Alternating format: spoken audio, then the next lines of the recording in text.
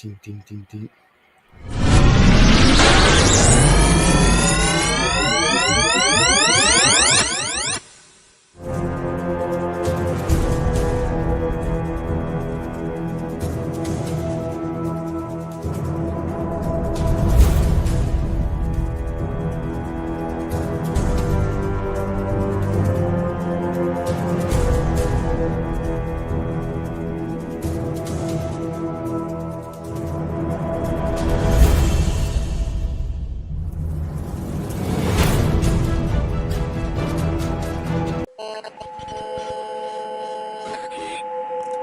What's out there? What creates the shadows in the corners or the creatures of the dark? Who are those on the other side? What do they have to say? This is the Gateway Podcast. This is not your normal style of paranormal talk radio. Brought to you live from United Public Radio Network, 107.7 FM New Orleans.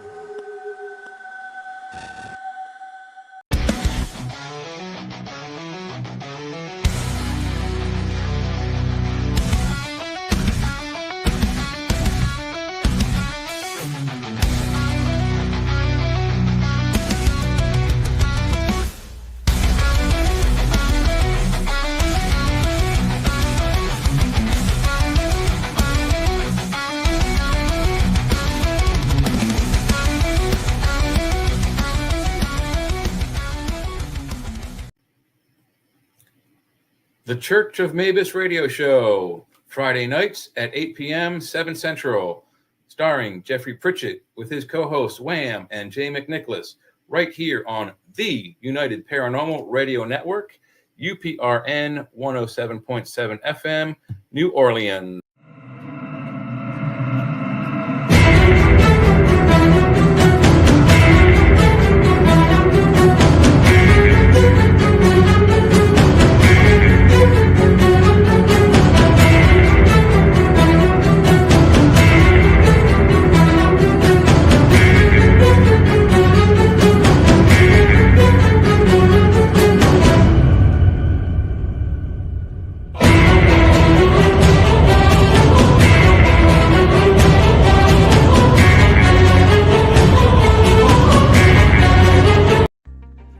Hi, and thank you all for joining us today.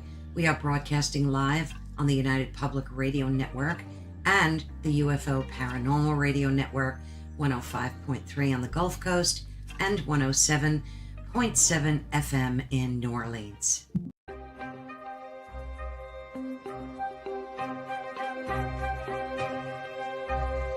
When they are consuming your minds and your thoughts and your dreams, from the angels to the demons and to the mysteries unseen, there is no need to worry.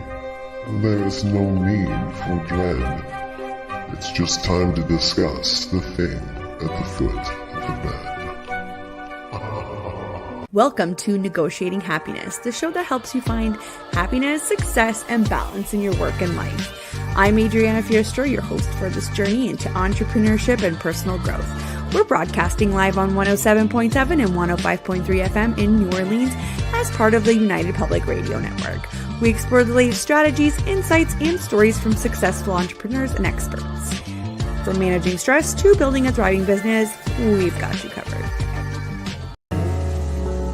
Hi, I'm Brittany Ashley, your host of Breaking Norms, Building Dreams, your guide through this transformative journey in both business and life. This is your place crafted for dreamers, doers, or anyone who has been told they can't. Get ready as we challenge those narratives together. You're tuning in live to the United Public Radio Network, airing on 105.3 and 107.7 FM in New Orleans. We are streaming on all the popular platforms every Monday at 3 p.m. Eastern Standard Time. Join me for a candid and thought-provoking conversation celebrating your unique journey because you are worth it.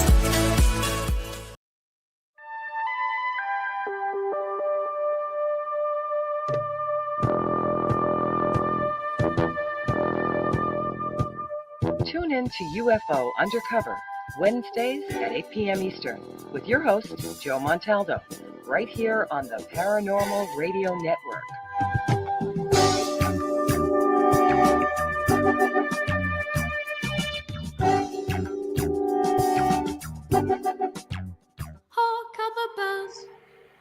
Oh no, not these guys again. Mm-hmm. Hey, I like them, Joe. I like them. I think the guys are great. It's Christmas. We're going to be talking about Jesus. Can't ask for a better start. What would Jesus do?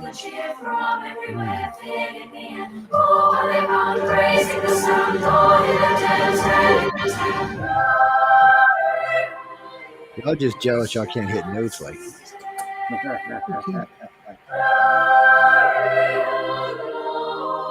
wonder if that's an all boy Catholic school. I think Christmas is here, bringing the shade to young and old. Peak and the boat, ding dong ding dong. First is the sun, winter will bring more caroling. One seems to hear words of good cheer from everywhere, filling the air. Oh, how they come, raising the sound, going and dance, and in their tent. Hey, hey, hey, while people sing songs of good cheer, Christmas is here. Hey, hey, hey, while people sing songs of good cheer, Christmas is here.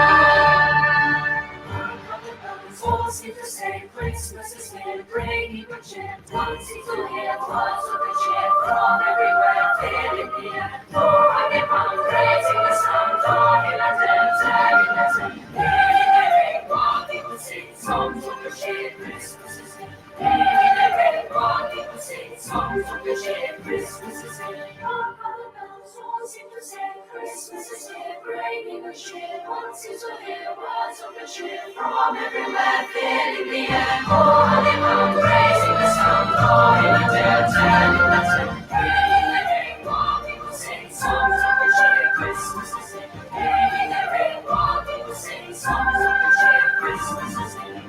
Merry, merry, merry Christmas. Merry, merry, merry Christmas. All of this and more we have told to everyone.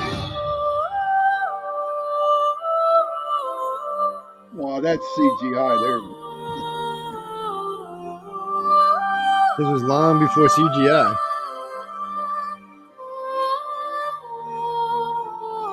Hark how the bells all seem to say,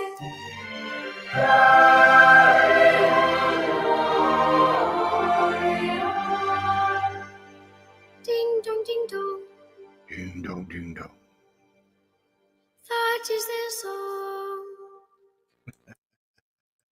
Oh man, your song always puts me in a good mood. It's a little strange, a little weird, a little high pitched for my ears sometimes. But welcome everyone to News on the Flip Side. We have an intro song, but somehow or another I lost it, so we're kind of on. Well, I have it. I have the background version. It won't be as loud. It's I don't know. wait, it should be on here. I don't know where it went. Let's go see one more time. Ginger, where the hell are you at, Ginger? I got too much stuff open. Hold on, let me see. I just seen a thing pop up on the screen. Oh, I need to turn that down for that drives me crazy. All right. Where? Well, I don't know where you are. I'm not sure where the hell I am, to be honest with you. Anyway, guys and girls. You're in that messenger. It took me forever to find it.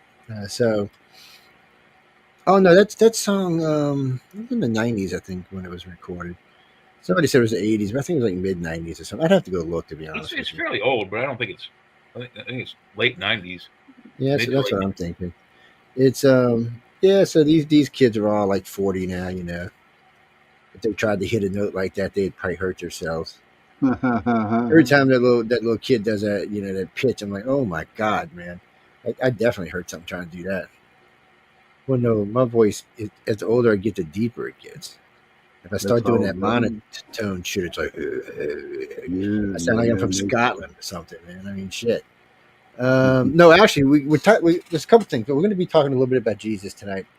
Mainly, okay, before anybody writes in and tells me something stupid or moronic or ignorant, this is not about the biblical figure. This is about the man. We may touch here and there on things that deal with the Bible, but for the most part, we're really just talking about who he was, where did he go, what did he do, he lived for quite a long time before he actually died. And I know the official statement is 33, but I'm thinking more like 45. But we'll get into that as we go. I think it's closer to like late 30s, maybe not as old as 45, but 41, 42. Yeah, well, yeah, that's not something. That's not even something to argue about. But I just know it's not 33. So, I know it's got to be at least 40 something. The problem is, at the time of his death and the time of his birth, there's no archaeological evidence. The man was a peasant. So, I mean, I read an article earlier today. The guy said that peasants don't usually make archaeological waves. They don't leave a lot of evidence behind. In his case, there should have been order from Pontius Pilate naming the man Jesus of Nazareth, and I don't think we have anything like that. But all the accounts we have are from the biblical Gospels. How can you trust somebody who writes something that they weren't living back then? Well, that too. That's what I'm saying. If we don't have Pontius Pilate's order to have Jesus of Nazareth crucified on this date in this year, 33 or 34 or 30, whatever year it is, people argue on the day when he died. That it is 30 BC or 30 CE or 33 CE. Some people say that's how old he was. He probably was born somewhere between 4 and 6 or 7 BCE. So he was 7 or 8 at the turn of the century. 6 or 7 or 8 at the turn of the century. So that's what I'm saying. I mean, when you listen to this is what the issues are. Okay, so back in the day, today not so much, but back in the day, if you were going to be a certified rabbi, you needed to be married and at least 35. And the reason I think it was back then to be 35, because today you can do it anywhere from your 20s, 40s, or 50s. It just depends on when you start school and who you with and what denomination. 35 also. So the thing of that is, man. Yeah. So the thing about it is, yeah, but not so much in the Middle East. They live to be at least 50. So the thing of it is when did he meet Mary Magdalene? When he came back from wherever he was, or from whenever the desolation of where no one knew what he was doing was. He came back, he got married, and then there's the thing about, okay, did he have children? Is there documentation that says he had children? If he did, how many children did he have? And if it is, what is the true bloodline name? Because as far as I know, there's no bloodline called Jesus Christ. So, or of Nazareth. Or would actually been what was it? Would have been Jesus, Billy of Nazareth. It wasn't even Christ. It was Christodo. I forgot how they pronounced it. But there's all kinds of Greek versions: Christos, Christados, Christian, Christianos. There's 1,000 different variations on the name. It doesn't make them, related. Hey, Steve. There was no J name back then, so there was no J. No, and Jesus' name actually isn't Jesus. It was he was named Yahweh. after Joseph. Yeah, it was just I was gonna say it's just the way they did Yahweh. It's a form of like Yahweh or Joseph Jr. and it starts with an I. Yeah. Well, there's a couple of ways you could do it. A J after time. You got an I, you got an L, and you got a Y. But he was born in the house of Judah, and Judah was responsible. I mean, that's where the word Jew comes from. Judea was named after him. It was one of the 12 tribes, and then the line of Judah was a big deal. So they kept looking for this. He was born in the region of Judea, either whether it's Bethlehem or Nazareth. Then they thought John the Baptist was the Messiah, and they were fixated on that. But and then Jesus apparently had a twin named Thomas. There's a whole bunch of talk about that, but people don't want to. It's always funny when we talk about to Christians because they don't want to hear anything. Like they don't want to hear it, man. Like they think that what they know is verbatim. Nothing can change. But if anything, life teaches us is that things can change. I mean, just when you think things are great, everything turns to crap. Things can change. You know what I mean? But with Jesus, if he's walking around performing miracles. And apparently Thomas could too. And Thomas was one of his disciples. And Thomas means twin. I don't know. What do you guys think of that? Well, I mean, you always hear about doubting Thomas, at some point that he doubts Jesus at every turn. And then each time he doubts Jesus proves to Thomas that he can do that. So I don't know. Maybe that's the Thomas we're thinking of. Also, You that's the know only what? Thomas that I I know of. was thinking that the same thing, but I tell you what, Thomas was like the coolest dude ever, man. Because his thought, the reason why his story wasn't put in the Bible, because he did not believe in going to a building, a four-wall building, and praying with thousands of people to get God's love. Thomas believed he can go anywhere and pray to God, and God will help love him. Yeah, that's why they have the St. Thomas Gospel or the St. Thomas Epistle, whatever you They're want to all call Jewish, it, you know, before anybody and wants to write to me. but Jesus he himself told people to pray in private, you know. So there is. It was after he had gone that Peter and Paul kind of ran the gamut. And one wanted to be very strict Jewish rules, the other one not, and then both of them were businessmen, both of them, you know. So you can see, and then they were putting their ideas and their things into all what Jesus said, or this is what he said, and that type. So you know, from that point on, what can you believe with people that would certainly, if they're looking for Okay, so power. with we're talking about Jesus being the man, just a man, not what the Bible says. How do you think he got by picking these people? I don't want to say follow him.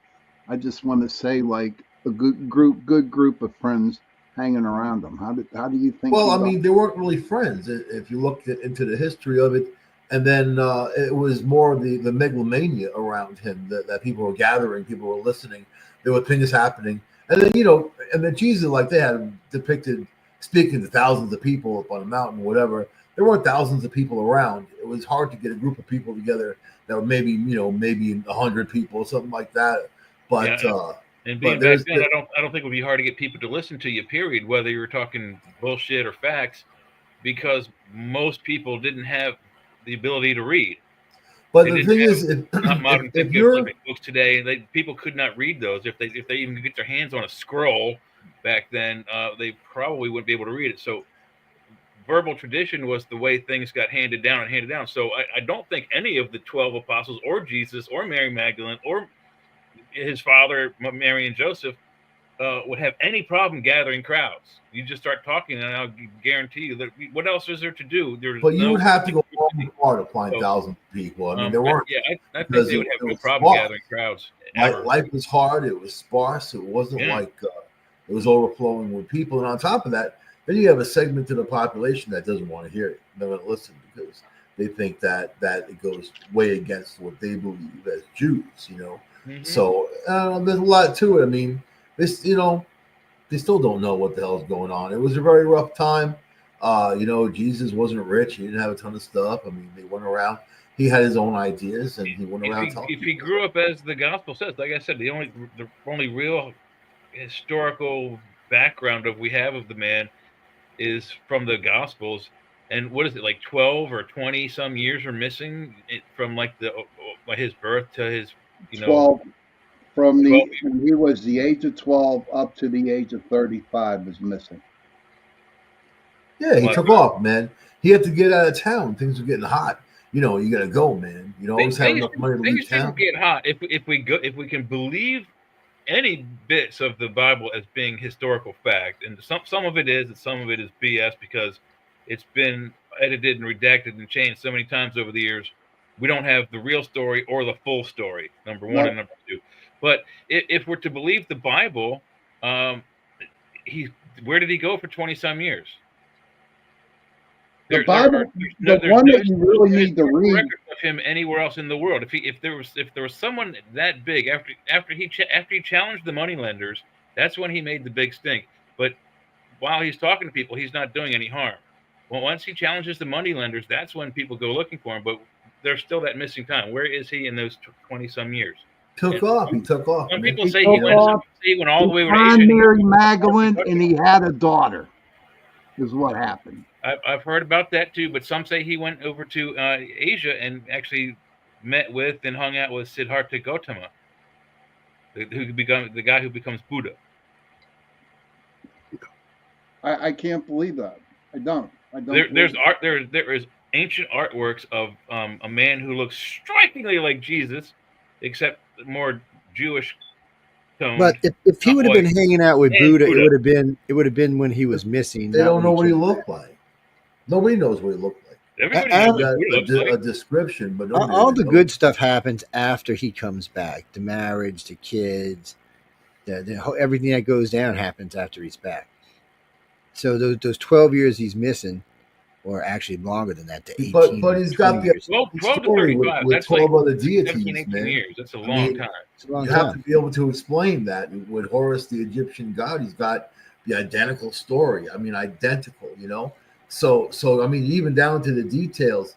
So, I mean, was he real? Was he not real? I mean, people We know he's real because one, the Muslims write about him. He's actually in the Quran, so he's actually in it. all three books: the Jewish Bible, the Koran Bible, and He's in both of the other books. He's considered to be a minor prophet, and that's what he was. That's what he was considered in the ancient world. The Jews considered him that. The Muslims considered him that. Only the Christians considered him, which was remember was a made up religion. Yeah, you have to remember this was a made up religion. This religion didn't exist. It didn't exist while Christ was alive, because I don't think he would have endorsed the freaking religion to start off with. So they had pretty much had to wait till it was at least 100 years, because anybody who knew him was not going to be down with the way this religion turned out to be. And if you go back and read because there's still ancient Bibles out there that you can find, that just they're nothing like what you read today. Nothing. No, they're just it's like it's like you're in. It's like two different worlds existed or something. I'm like, what the hell is going on here? The full Bible has 124 chapters. It's over 3,000 pages if you have the whole Bible. The closest one is a lot of this is still being supposed printed to be is the history. 88 chapter Ethiopian version, but the KJV or King James version is like 62 chapters. It's cut in half. So now let's get into some stuff we know now because it's writing. So, they didn't know where he went. Well, we know he was in Rome because there was at least 3 different governors wrote to the emperor and said, hey, whoa, just little something, they figured he was like mid-20-ish guy or something. What do you want us to do about this guy running around talking smack, doing this, doing that? And it's Britain, so people can't even argue with this. This actually still exists today. The emperor said, well, he's not doing anything. He's not hurting anybody. Let's not turn him into a martyr. Let him do his thing. It wasn't until he challenged the money he was a criminal, right? If he gets too crazy, run him out of your town. But they didn't want to do it. They didn't, for some reason. And even when they finally, cast him up, when they finally decided to kill him, even then, the Romans made the crowd decide. He would not decide himself. He was like, no, because as far as he was concerned, he was an innocent man. So, he wasn't going to decide. But regardless, this is all throughout. So we know one of the emperors, I can't remember the Muslims emperor. He was, he's right there in the Middle East. I'll have to go find it. It's in the thing. He actually wrote to Jesus, probably sometime when he was in his late 20s, maybe early 30s, probably his late 20s, and asked him if he could come help to cure him of some disease he had. So there's actually physical writings. There's about 24 of them that I know of outside of Christianity that says this man existed and he was doing things and roaming around and being seen by people. But the Christians, for some reason, refuse to pick that up, and that's for a whole nother show. I mean, I don't know why it's like that. What is that, James? No, I was raised Catholic, dude. Don't even go there. I used to. So was I. Well, so here's a good question, and Joe, you brought this segue up, and this is a very good question for the whole panel. Joe, you said if Christianity is a made-up religion, well, which religions are not made up? But the difference is the other ones are made up, but they've been made up for 3,000 years, whereas this one was fresh 25 days out of the box. What year it was made? If it's made up, it's fantasy. But we don't know if some of the other ones are made up. As far as we know, some deity came down and said, "Do this." Spoken about on the show that maybe the UFOs actually like handed down both, they all point kingship and lordship and go way back, including Native Americans. They all point to space. And they go back. I mean, the Navajo, we're talking 75,000 years of history. They say the Star People came. It was the Star People. They point to space. You know what I mean? So whatever. You know? Well, all right. But what good does it do? You know what I mean? And then if Jesus was that righteous, he doesn't want people dying in his name. He doesn't want people doing anything in his name. You know, they just wants people to be better to each other. I think that was the message, and he died for love. I think that's the biggest message right I there. disagree. I He think was a he guy that died died for because he love. challenged the money lenders in the market square. I mean, he proved that they were cheating the people out of their money, and then he upset their tables and their weights and scales and whatnot. And then he was arrested like immediately after that, or Yeah, those same they people, Oh my looked for him God, first. what's that sound like? What's that sound like? Today's government, huh? Turn around, come I've full said it before circle. on other shows. There were 4 presidents that were killed, and all 4 of those presidents, they messed with the Federal Exchange Bank, kept them from making money anymore, so they could print their own money to fund. Lincoln did it to fund the Civil War.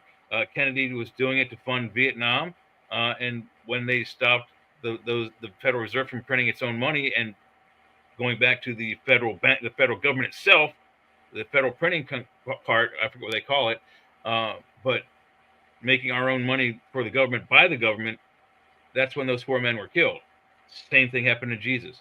Parallels? You mess with the money, they come after you. Guaranteed every time. So I'm thinking, right, off the top of my head, that I think if I was alive back then, that I would actually sit down and talk with the man, just the man, not the prophet, whatever you see in the Bible, because I think he would be interesting to talk to. And he'd probably sit and talk with you. Yeah. And then He'd probably sat there and talked with you. There seems to be, so when you look at some of these places, so he was in a couple of Muslim countries, then he seemed to be in Rome for a while and a couple other places along the line. So I had asked earlier, how long does it take to get from Jerusalem to Rome? Curious, by walking. I asked her how long it would take by walking. She said 24 days, which means he could have been coming and going to through the empire all over the place. And then when you start asking about the cities, the big cities like Baghdad and other cities in the area, within walking distance, most of them were no more than 60 days away. So he could have touched in all those cities. And when you start going back and looking for writings, there are mentions of him by governors by or sale, and they had commercial sale or commercial, boating. So yeah, he could have easily taken a boat, which would have maybe taken a few days or a week rather than a month to get there. For him to get to Asia would not have been a big thing, but it would have probably taken years. For him to go to where he would meet Buddha, it would take years to get there.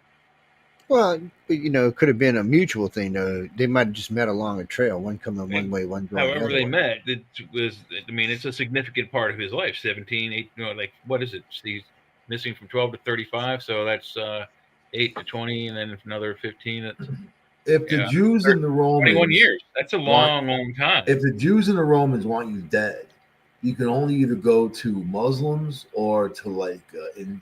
You know what I mean? Like if you want to escape or go see China, you go somewhere where they hate Romans and they don't like. Think of it like this. They have their bacchanalia and their nightly orgies and stuff. I mean, so there's good and bad of both worlds. So look, the Romans did not want to.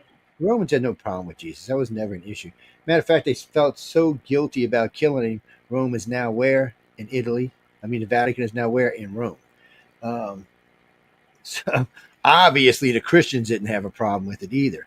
So when you listen to the story, I mean, Rome is the one that is not at fault for this. The Jews are squarely on his. Well, they cashed in on it, didn't they? I mean, that was squarely on the Jews. They're the ones that made sure this happened. They're the ones that wanted him dead. He was becoming too popular, and they knew that if he'd stayed alive, he would have had an offshoot religion. Would have probably not been Christianity. It would have probably been something else, because it would have probably had some of the Jewish stuff incorporated into it. And I think it would have been matriarchally based versus patriarchally based. And so it would have definitely been different, and it probably would have been better for us all the way around. and it could have been even something that united our planet, but that's not what happened. They killed him, and then some bodies, I'm sorry, got Not together. somebody, Pontius Pilate and King Herod. No, I'm talking about who wrote the Bible. Oh. So some bodies got together and decided, okay, this is what we're going to do. And then they just, and so many people were so uptight back then. I mean, first off, they restrict women to third class citizens, and that's as best as you can say it. You mean And it's New far Testament, worse than that. because the Bible just is a whole bunch of different books, you know. So Well, it is, but the Old Testament is actually the Jewish Bible, but the New Testament, which made everything that was bad in the Old Testament, the New Testament made everything the Old good. Testament is just and the it was history good, of the and Jews. it was good. So I mean, when I read the Bible, it's very contradictory, and it was definitely, if you look at the sales of it, there's a selling point. You really feel like there's a selling point after that New Testament comes out, you know, and you know, look at the book of John. There was 30 Johns over 500 years who continued on and continued on. It's ridiculous, man. You know, there's just it's people The were Bible is like that all the way from the beginning. But it was fantasy writing. I was like, I couldn't make it. Fantasy writing. Like, So what the hell does this mean? It sounds like there's two dudes in this book named God. One wants to blow the fucking place up, pardon my French, all the time, and the other guy wants to make it bright and happy, and everybody pisses gold. You know what I mean? It always seemed like I was like, "What the hell is it?" It seemed like to me, because this is hell. That's why this is hell. Like two this different personalities. is hell. This is hell. This planet is hell. I agree. This planet might be purgatory. For decades, we are standing on the planet hell. No, I like Joe's answer better. We're in purgatory right now. We have too much control to be in hell. If you look at the Norse mythos, Michael can back me up on this. Norse mythos says that the sister of Thor, her name is Hel, Hel. She protects the realm of those who did not die of noble battle or died in battle. Like people who died of old age, sickness, and whatnot, murders and what have you. And her realm is Midgard. In Norse mythology, Midgard is planet Earth. Welcome to hell, boys. All right, so I'm going to ask you this question. This is the bigger question. It has more to do with the core of what we're talking about tonight. Has humanity changed? Have people changed in the 2024 years that we're talking about here? Are we on a better direction? Are we headed more towards evolvement? You know, like, and I'm talking about for the whole masses, not just like a couple different groups or a couple different countries. I'm saying the whole globe of what we're headed into. I mean, what's changed aside from technology? You know, we haven't. We certainly have not changed in a million years. I think people are as evil as they could be. Look at this P. Diddy thing, man. That's like Elon Musk said in January, they're going to release the lists of this P. Diddy, all of his cohorts, and then on top of that, Epstein's list. You know, I mean, I love the threat. I love it, man. I hope he does. You know, but look at the people in charge, and they're the influencers. They don't even call them famous people or actors anymore. They just call them influencers, right? And then they're just solely there to influence other people's decisions or abilities to vote. And you know, and years ago I would talk to people around the world, and I still do, but I mean, even like before the internet, we'd be talking back and forth, and then, you know, about America, and I'm like, the essence of freedom is choice, being able to make your own choice, you know? And then you learn over the years the choices are limited and narrow, you know, almost pre-planned and contrived, because, you know, it doesn't really matter. It's more about the class of who you're with. You know what I mean? Because there's definitely certain groups out there that have it way better than others and have it easier through life. You look at Hunter Biden. You know what I mean? Oh, yeah. You know, a total zero loser. But yet, if your father's the president, you can get away with all kinds. You can get basically away with murder. Or near, so, but I'm talking about the people. The people actually have to work hard and maintain and suffer. It's suffering, man, because life is pain, dude. And then even though working hard and maintaining, we're feeling that pain. We still have to keep going, you know. So, but what's changed? What's changed? Where, you know, where there's still the hierarchy of people. Mouse shit rolls downhill, right? There's still that hierarchy from the top to the bottom, you know, and then the ones who use the ones all the way around. What's changed? Because the same people that say they love Jesus, when I was young and I was being abused and all these terrible things were happening, I told the school, I told the cops, my neighbors knew all these fucking holy rollers, man. All of them, Catholic, Christian, all that. They all knew. Not one of them did anything about it. Not one of them. So what's changed? And those are the same fuckers that would have taken Jesus and staked him up to a fucking post and killed his ass because they look the other way. They don't give a shit about anybody else. They're just a bunch of self-righteous scumbags. What has changed? What? Yeah, exactly nothing. As I said, nothing has changed. None of us have changed over the last million years. We're the same assholes we were a million years ago. And I agree We with just got everything. nukes now. See, We're we're not swinging thinking- the trees throwing shit at each other was one thing. Same people Now that we're are in swinging the power trees now throwing have been in nukes at power each for other. Got a thousands lot of of years. guns. Think about that. No, But anyway, he's right. You getting- think about it, like getting- the Bilderbergers and those higher ups, they've been in charge of like the government and the planets for how many thousands of years now. Oh, they ain't been charged of shit. Anyway, moving on. Boy, all right. Before moving So on, I can tell you right now why there's no groups controlling this planet. This is very simple and easy to understand. They all fucking hate each other, and the Bilderbergs and the Rothschilds will kill each other. They're not going to let either one have I'm going to control. quote George Carlin. All the rest of the groups we're talking about out there are not going to let each of them hit the shark heads. I'm going to quote George Carlin, man. George Carlin. They're not going to play with anybody people- else. That's the people problem. You that can't have have world bought- dominance when nobody will play. The people have bought this country and sold it a long time ago, Who? and then everybody means nothing. We bought it back. And See, it that's was the the robber problem. We barons bought in the country control. back. The robber barons are still in control. There's no difference, none. That's why people are cheering this murderer. If what who you shot said that was CEO, true, they're cheering. The if guy. you said what was you said was true, we wouldn't be getting ready to break up the five biggest companies in our country.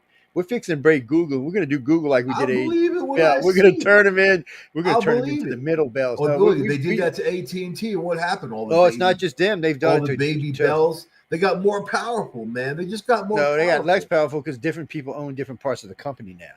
They can't get everything I'm done. That's talking why about AT&T can't basic keep up with T-Mobile. humanity, how people treat each other. I see people treating each other crappier than ever. Than ever. Depends you know where what I you mean? are. Because you live all in New York, the man. That's decency, why. Joe. The decency.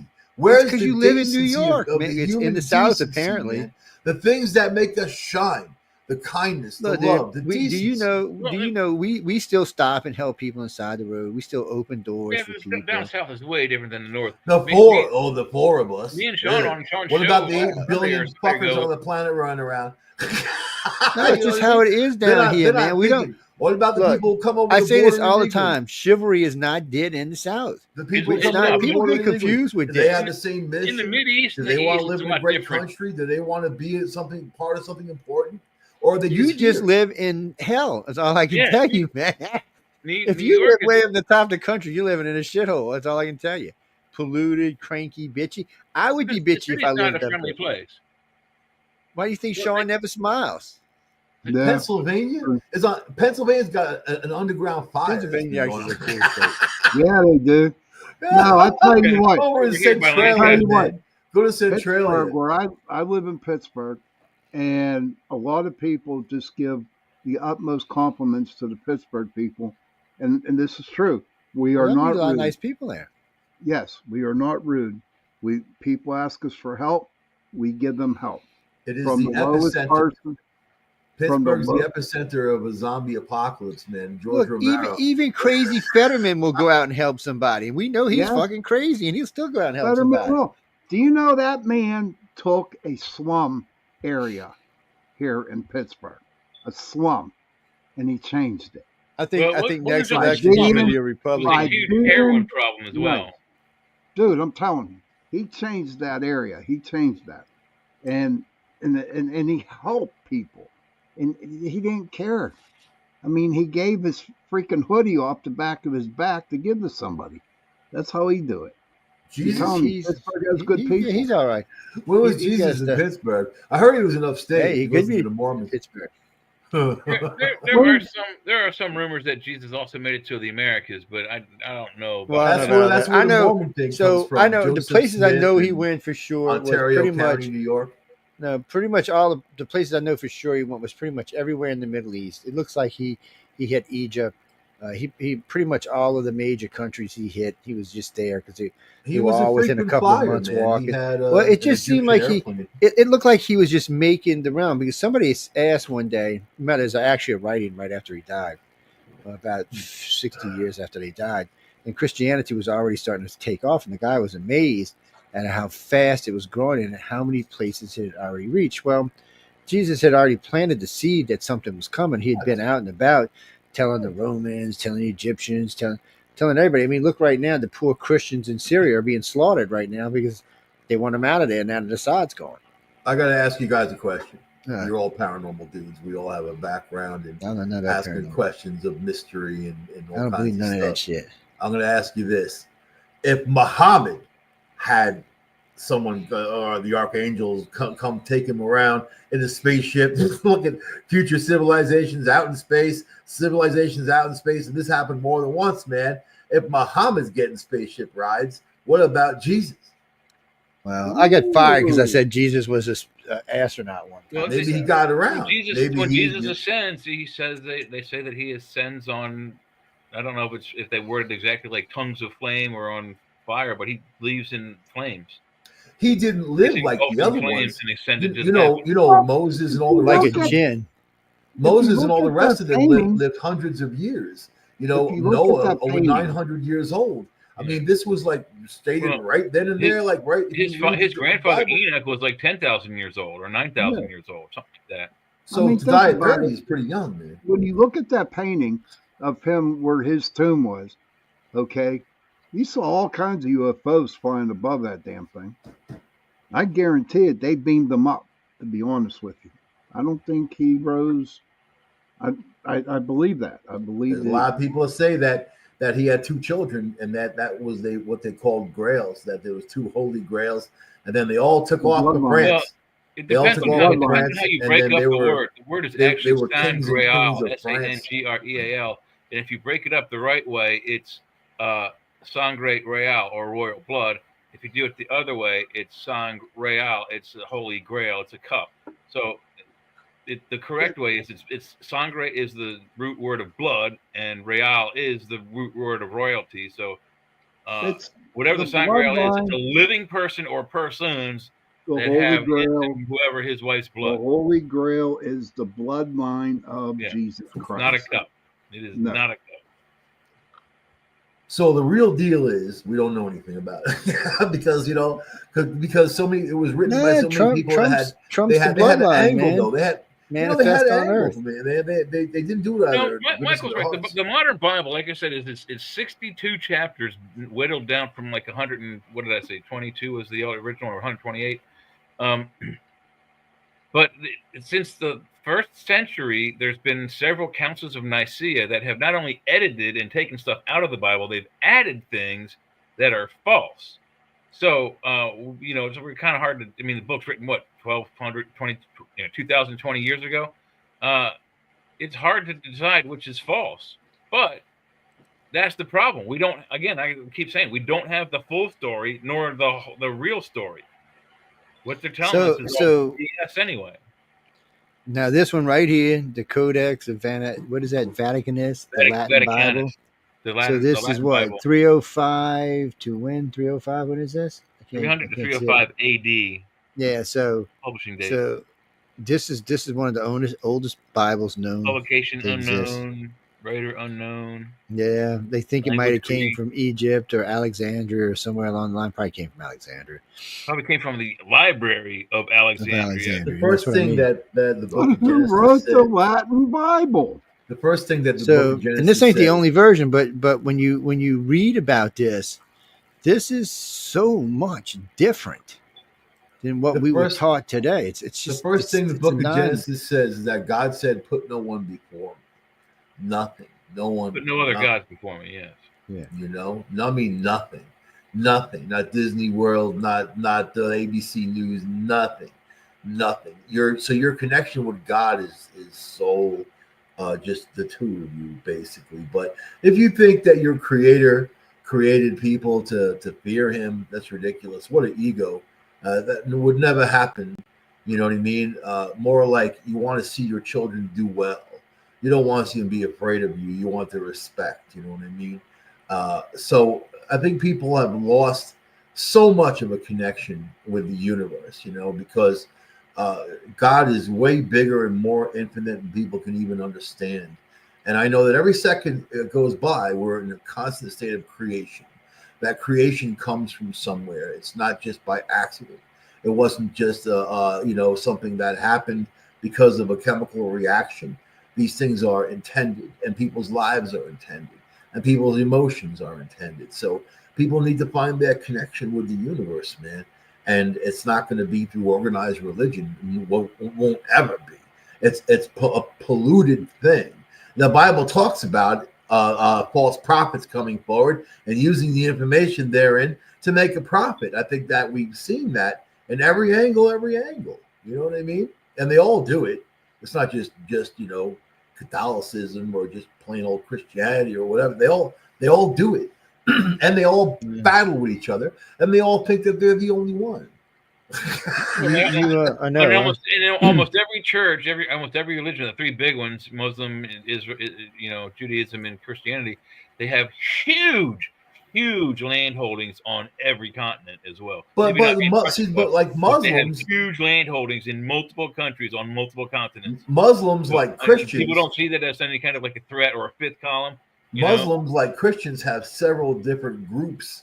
I mean, like in the beginning, the two groups split apart. You had the group that believed the Christians Quran had two or three different armies. They had the other group that believed that it was talking in metaphors. And then you had more groups. That's why you got the Hittites. All right, we way the hell off topic.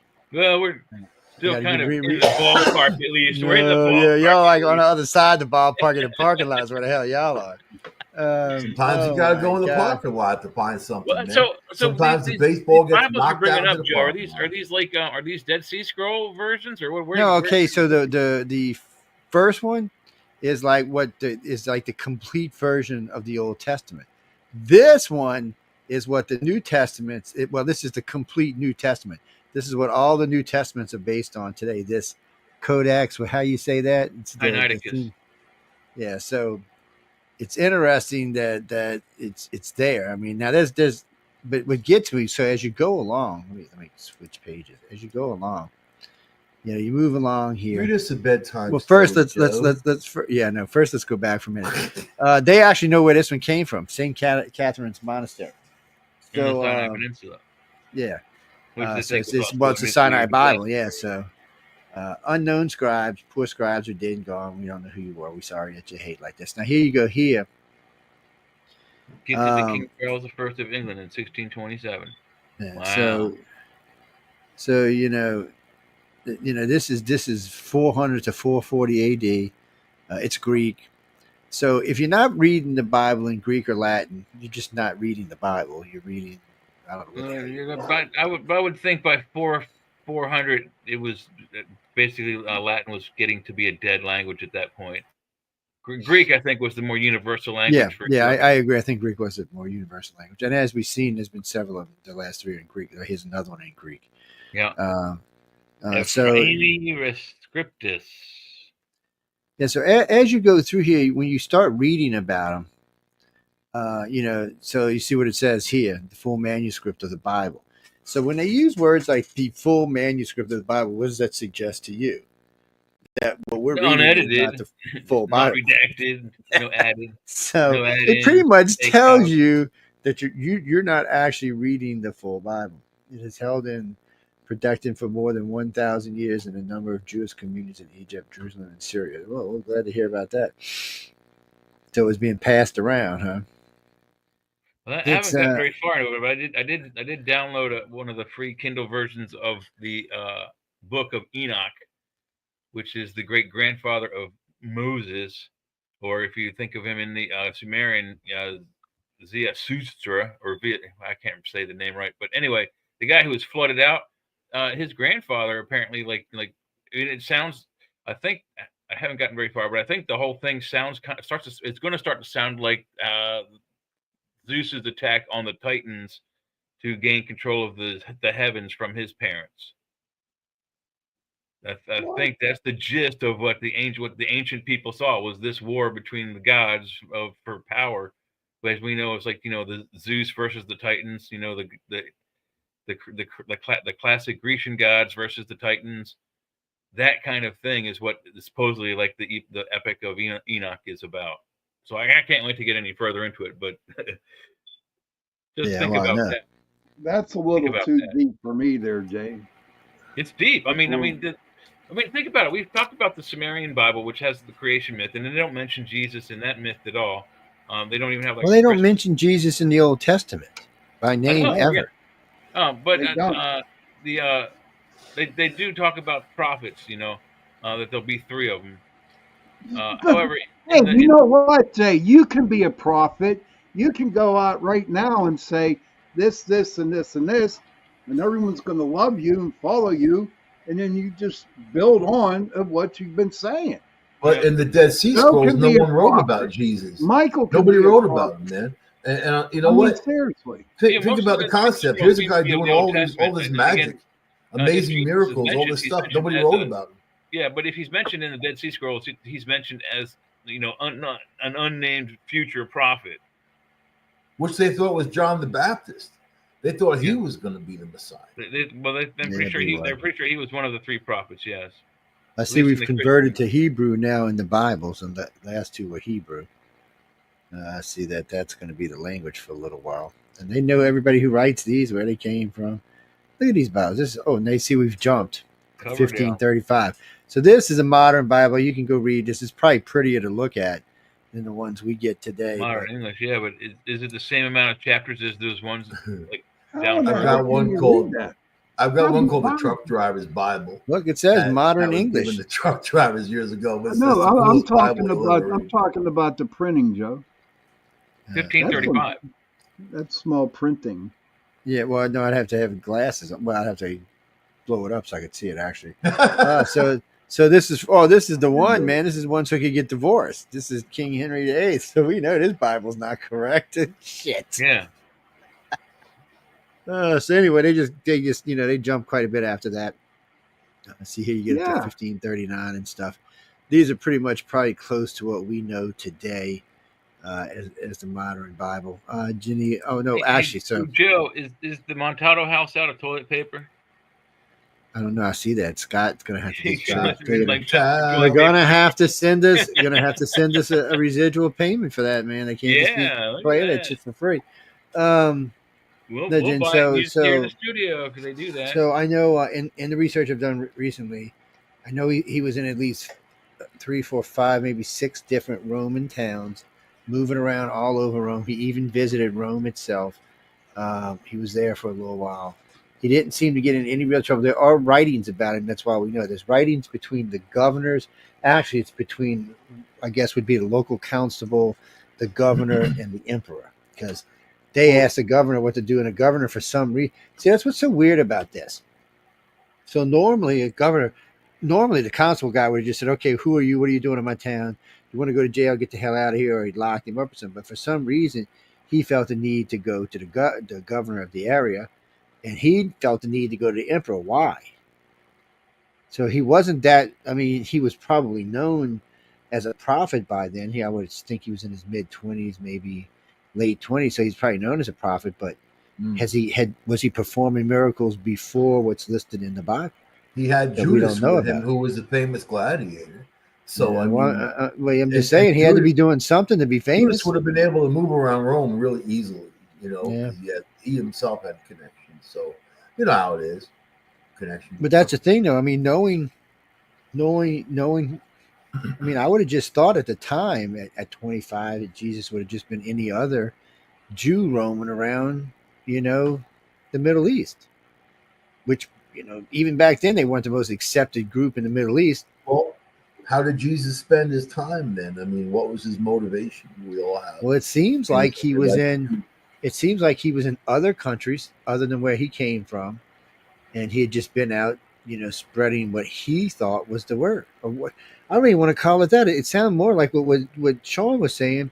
He was just going around meeting people and talking with them. Hey, how you doing? This is what I believe. It's kind of like a New Age thing. This is how I believe. I mean, that's why in St. Thomas it said, "Split a rock." Split a rock. There I am. Turn a log. I'm sorry. Split a wood. There I am. Turn a rock. There I am. Didn't believe in organized religion. Believes you could pray to him anywhere you were. Not even pray, just talk. They didn't even consider it prayer. They just consider you could be walking like you could be out on investigation chasing ghosts and be talking to him while you were out doing it. That was the concept that never made it to us because there's no money in that. You can't get rich off of people walking around talking to God in their backyard. They ain't doing no donations. They ain't no big multi-billion dollar. You can declare dollar. your property tax free if you have that. Yeah, well, you'd say, hey, that's a good idea, actually. None of us are on the Sermon on the Mount. None of us were there. We don't know that Jesus and his disciples weren't going around asking for handouts. I don't think you would have to. Well, if you go by the writings, it sounds like he was welcome where he went. It wasn't until, like you said, when he got into it with the money lenders. When they go to places they're not known, they're going to need money to buy lodging and food. But I don't think there was. I think by the time it seems like, and I can't prove this, of course, but it seems like, you know what it seems like to me? You remember the old days? All of us probably do because we're old enough. Some of you listeners might not know this, but remember the old days when the fair was coming or the circus was coming to town? Like 2 weeks, there'd be some performers come through and say, do some stuff, let you know they were coming, go through the streets, let you know they were coming. I think that's what was going on with him. I think people were being prepped for him before he came. So there was You're exactly right. That's what they said, that people will go ahead and say there's a great teacher coming. And they would have places for him to stay, food for him, and money. I don't think he had to worry about it. I don't think that was the thing he had to ask for. And I think that's one of the reasons it was so easy for him to challenge the money changes, because he didn't need it. He had control of what he needed. Well, but and if it would have been up to him, there would have been no more money. There would have been. If his mission was to get killed so he can atone for the sins of mankind. Well, how else? Money's a bad sin. You get yourself killed. I mean, you have to challenge. You have to either go to war and get killed in battle, or attack. But my question is, do you not think that he knew, with him spreading this word to other people, that I'm sure in the back of his mind he was saying, I could die for this. I could get killed for this. I agree. I agree and disagree on that for two reasons. One, I think as long as he was outside of Judea, Jerusalem, he was safe. I don't think none of those people wanted to harm him. He had a good reputation. People were looking for him to come help him, to cure him. I mean, it was emperor, and I forgot the woman that actually sent their people to go find him. They didn't know what he looked like. To come cure him. And so the thing of it is outside of the Jewish population itself, he had a good reputation. Even the Muslims, come on, we just talked about this. The Muslims wrote positive about him. They didn't say he was evil or he was here to end the world or he's bad. They didn't. Nobody actually said anything bad about him until you get back to Jerusalem, and he gets back from wherever he's been to. But the Romans they hate him. Romans paid Judas 30 pieces of silver. When Jesus walked into the room, go kiss him. Go up to him, mark him. We want to know who he is. They didn't know what he looked like. Let me tell you my theory on that one. But who knows? But who knows if Judas would do that? Maybe he kissed somebody else. All right, let Sean go, and then we're going to take a break, and then we'll pick this up. Let me tell you my theory on the Judas bit, right? So here's my theory. Okay, so the Romans told Judas to give him a kiss, he'd get 30 silver. So it's some dumbass out there. It's actually 30 pieces of 8. It don't matter. It was something. But all I know is that the reason why they framed Judas was because if you take Judas and you take the Judeans who actually crucified Christ, that's why Judas got the raw deal on that. I think Judas was the better friend of all of them. I think he was. They were maybe even the only real legitimate one that didn't have any self-interest except what he believed in. You know what I mean? I don't believe that he would give himself up. No. It's all written from a bullshit prophet that was out there, or whoever it was. They blamed Judas. Instead of blaming the Judeans, they blamed Judas. Yeah. I guarantee it.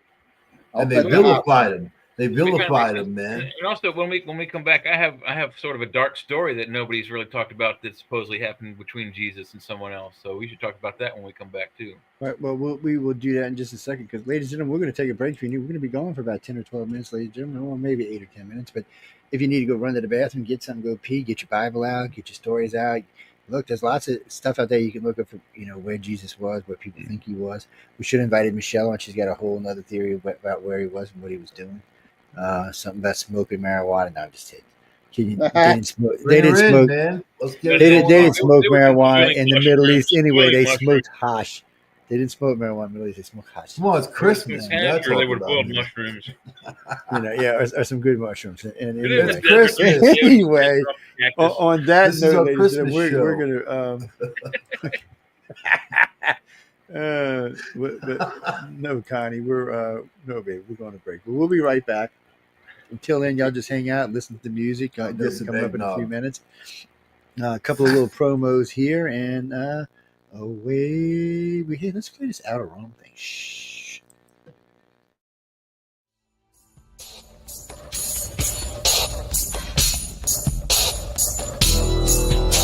Welcome to the Outer Realm with Michelle DeRoche and Amelia Pisano. Airing live on the United Public Radio Network, 105.3 FM in New Orleans.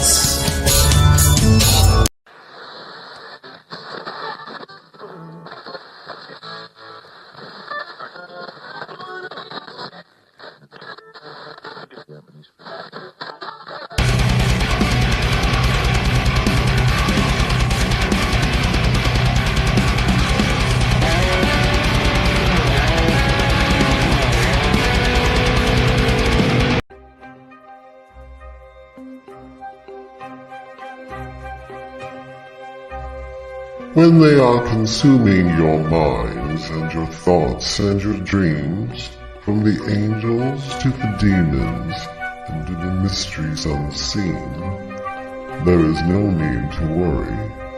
There is no need for dread. It's just time to discuss the thing at the foot of the bed.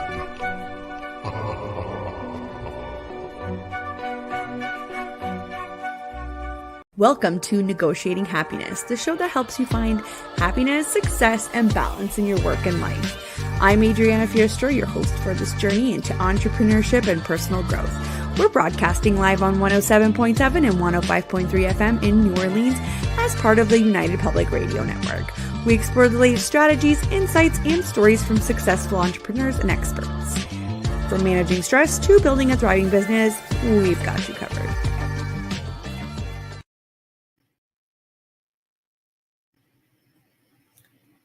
The Church of Mavis Radio Show, Friday nights at 8 p.m., 7 Central, starring Jeffrey Pritchett with his co-hosts Wham and Jay McNicholas, right here on the United Paranormal Radio Network. What's out there? What creates the shadows in the corners or the creatures of the dark? Who are those on the other side? What do they have to say? This is the Gateway Podcast. This is not your normal style of paranormal talk radio. Brought to you live from United Public Radio Network, 107.7 FM New Orleans.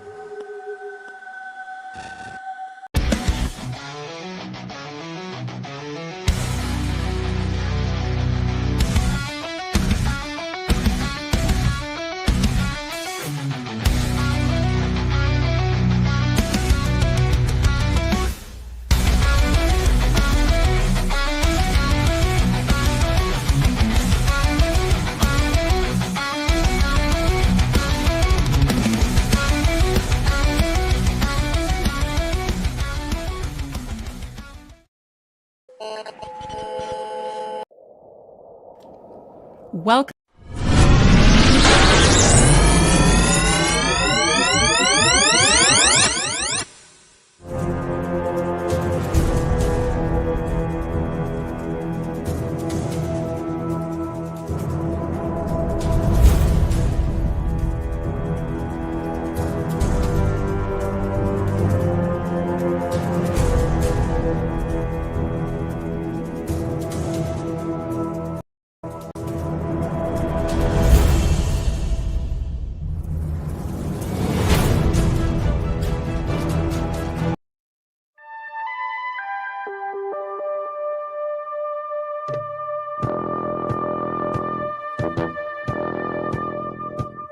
Tune in to UFO Undercover, Wednesdays at 8 p.m. Eastern, with your host, Joe Montaldo, right here on the Paranormal Radio Network.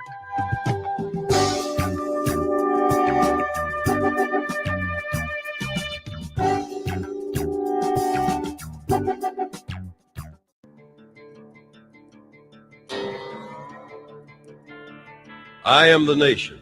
I was born on July 4th, 1776, and the Declaration of Independence is my birth certificate. The bloodlines of the world run in my veins because I offered freedom to the oppressed. I am many things and many people. I am the nation. I'm 200 million living souls and the ghost of millions who have lived and died. Nathan Hale, Paul Revere. I stood at Lexington and fired the shot heard round the world. I'm Washington, Jefferson, Patrick Henry. I'm John Paul Jones, the Green Mountain Boys, Davy Crockett. I'm Lee Grant, Abe Lincoln. I remember the Alamo, the Maine. Damn right, we remember the Alamo. Bitches. When freedom called, I answered and stayed until it was over there. I left my heroic dead in Flanders fields and on the rock of Corregidor, on the bleak slopes of Korea, and in the steaming jungles of Vietnam. I am the Brooklyn Bridge, the wheatlands of Kansas, and the granite hills of Vermont. I am the coal fields of the Virginias and Pennsylvania, the fertile lands of the West, the Golden Gate and Grand Canyon. I am Independence Hall, the Monitor. I am the Merrimack. I'm big. I sprawl from the Atlantic to the Pacific. My arms reach out to embrace Hawaii and Alaska. 3 million square miles. I'm more than 3 million farms. I'm forest, field, mountain, and desert. I'm quiet villages, and I'm cities that never sleep. You can look at me and see Ben Franklin walking down the streets of Philadelphia with his bread loaf under his arm. You can see Betsy Ross with her needle. You can see the lights of Christmas and hear the strains of Auld Lang Syne as the calendar turns again.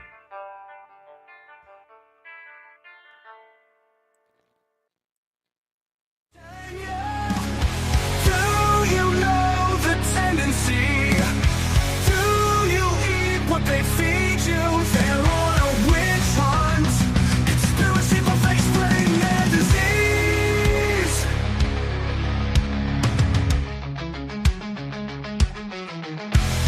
Powers tell you how to think, how to feel, what to say. Your mind the crime scene. Powers tell you what to see, what to do, who to be. Feed the machine, feed your lies, twist it your own way. The propaganda machine, power feeds it, media owns it, social stage is it. The propaganda machine, you feed the propaganda machine.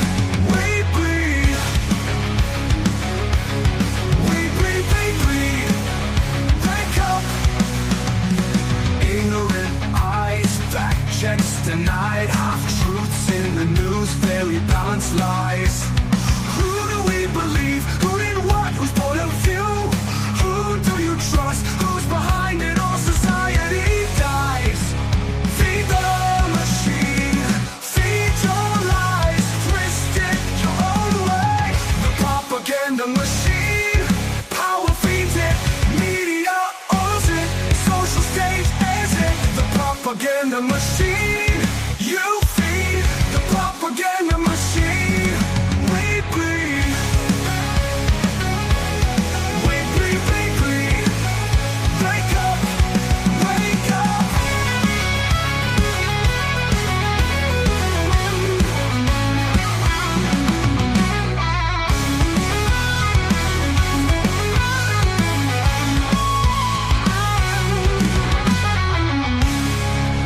Feed the Wow, that was crazy. Welcome back, everyone, to News on the Flipside. I hope y'all enjoyed all of that wonderful stuff that we were playing all over the place. It was like a whirlwind, a festival of crazy crap, if you ask me. I like that song, The Nation, and that's the intro song I was just playing right there, yes. You can, no, because it's down here. We don't have it in a video. We need to make a video with all of our lovely faces on it and stuff like that. Everybody doing this or some shit or doing this shit or or something like that. But no, no, man, that's. Don't you make fun of my fucking reindeer? No, man. We be talking about the big boss tonight. You better watch it. I will sick him on you. He likes reindeers. Yes. Mm-hmm. Well, no, I knew somebody was going to bring that up tonight. Yeah, I do remember that from when I was a kid. There was a thing that ran around that Santa Claus was doing. And I was like, really? Don't he have enough to do without bringing toys to all the degenerate little shit kids on the planet? Well, That's Krampus, buddy. Krampus is the anti Santa The Claus. But anti-Santa no, when I Claus. was a kid, I was always stunned because I have dyslexia, and I was always stunned why people didn't notice that it's just one letter. I mean, all you have to do is take one letter and move it within the name Santa, and you get Satan. Yeah, you didn't see that. You got that.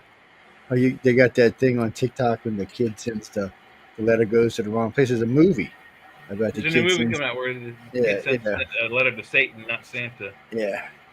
And I've got my, as y'all notice tonight, I have my Christmas lightsaber out ready to probe. Someone look at that laser. Oh, here we go. The battle of the nerds. The battle of the nerds. No, man, that's some power going through there. It's surging. Send it. This thing can absorb it, and I'll shoot it right back at you. It's the battle of the geeks, is what I call This it. is the most. I don't care what anyone says. This will beat a lightsaber any day of the week. I will pull out the Excalibur, whoop its ass. This will destroy Excalibur too. Oh, Lord have mercy. He's been smoking. I gotta say, the weed in Pittsburgh is better than weed in Mississippi. Everyone thinks that Excalibur is his best weapon ever. Well, if it's the best weapon ever, how come it's lost? A, and B, the only power it's ever said to have was it gave King Arthur the ability, while he wielded that sword, he could not be cut.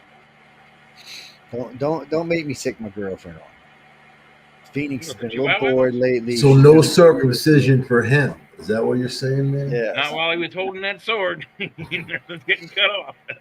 Too bad. Arthur, you gotta let go of the sword, otherwise everybody do. Oh no, Rabbi! I'm not letting go of the sword. Arthur, show around man, the big it's blue, clean. blue planet. Cleansiness. Welcome back. It's I don't know who all the people are talking back there. I'm just ignoring them. Just welcome. Well, just a little snip. Wait. No, that's Michael. I always fuck with what have Michael. you been It's drinking? Michael, the handsome one is Sean. The semi handsome one is Jay. The sexy bastard is me. Yeah, that's how it goes. Anyway, we're gonna go ho ho ho tonight. And ho ho ho. No, what are you talking about? Oh yeah, we are missing somebody. Where's Leah? Yeah, that's right. Leah's being probed by a drone. That's the last thing I heard from her.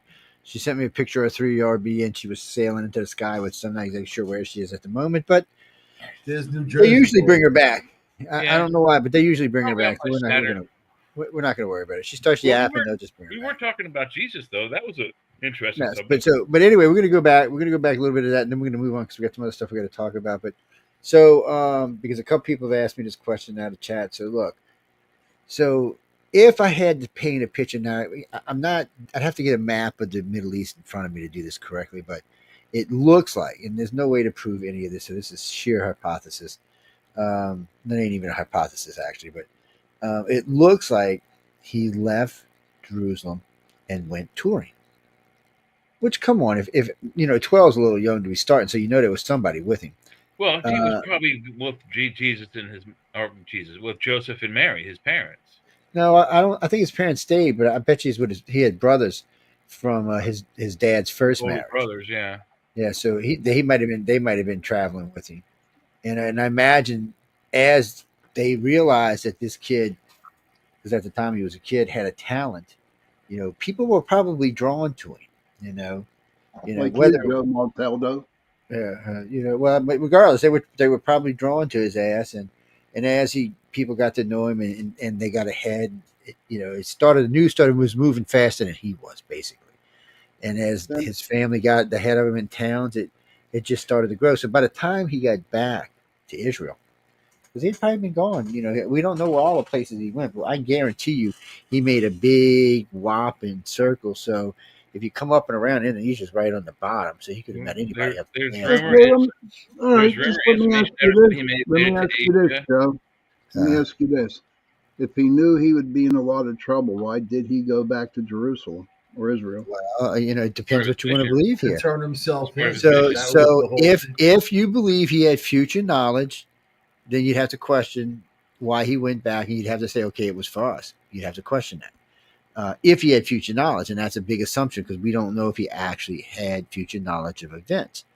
We do know that he when he did come back eventually, somewhere from the time he got back, he challenged a lot of people when he got back to Israel, and he made a lot of enemies. And he was already he had gained popularity outside the country, which had come back to Israel and made him even more popular. I think Judas kissed So some he other was dude. Maybe some guy named Moish. now. No, but regardless, he The walked kiss. around. He walked around challenging everybody, and eventually, back in those days, you challenge. I mean, look at Martin Luther King. This is modern era. He was challenging everybody. What happened to him? You're going to get But if killed. you're the son of God, you have all this power. Are you going to let people take you and put you on a cross and stick you? Oh, up he might not have been able. He might not have been able to stop that. Dad might have said. But does he even ever say that? First of all, and I think the main elephant in the room that nobody's even noticed is why would a 12-year-old leave for 21 years before he comes back to his home where he grew up?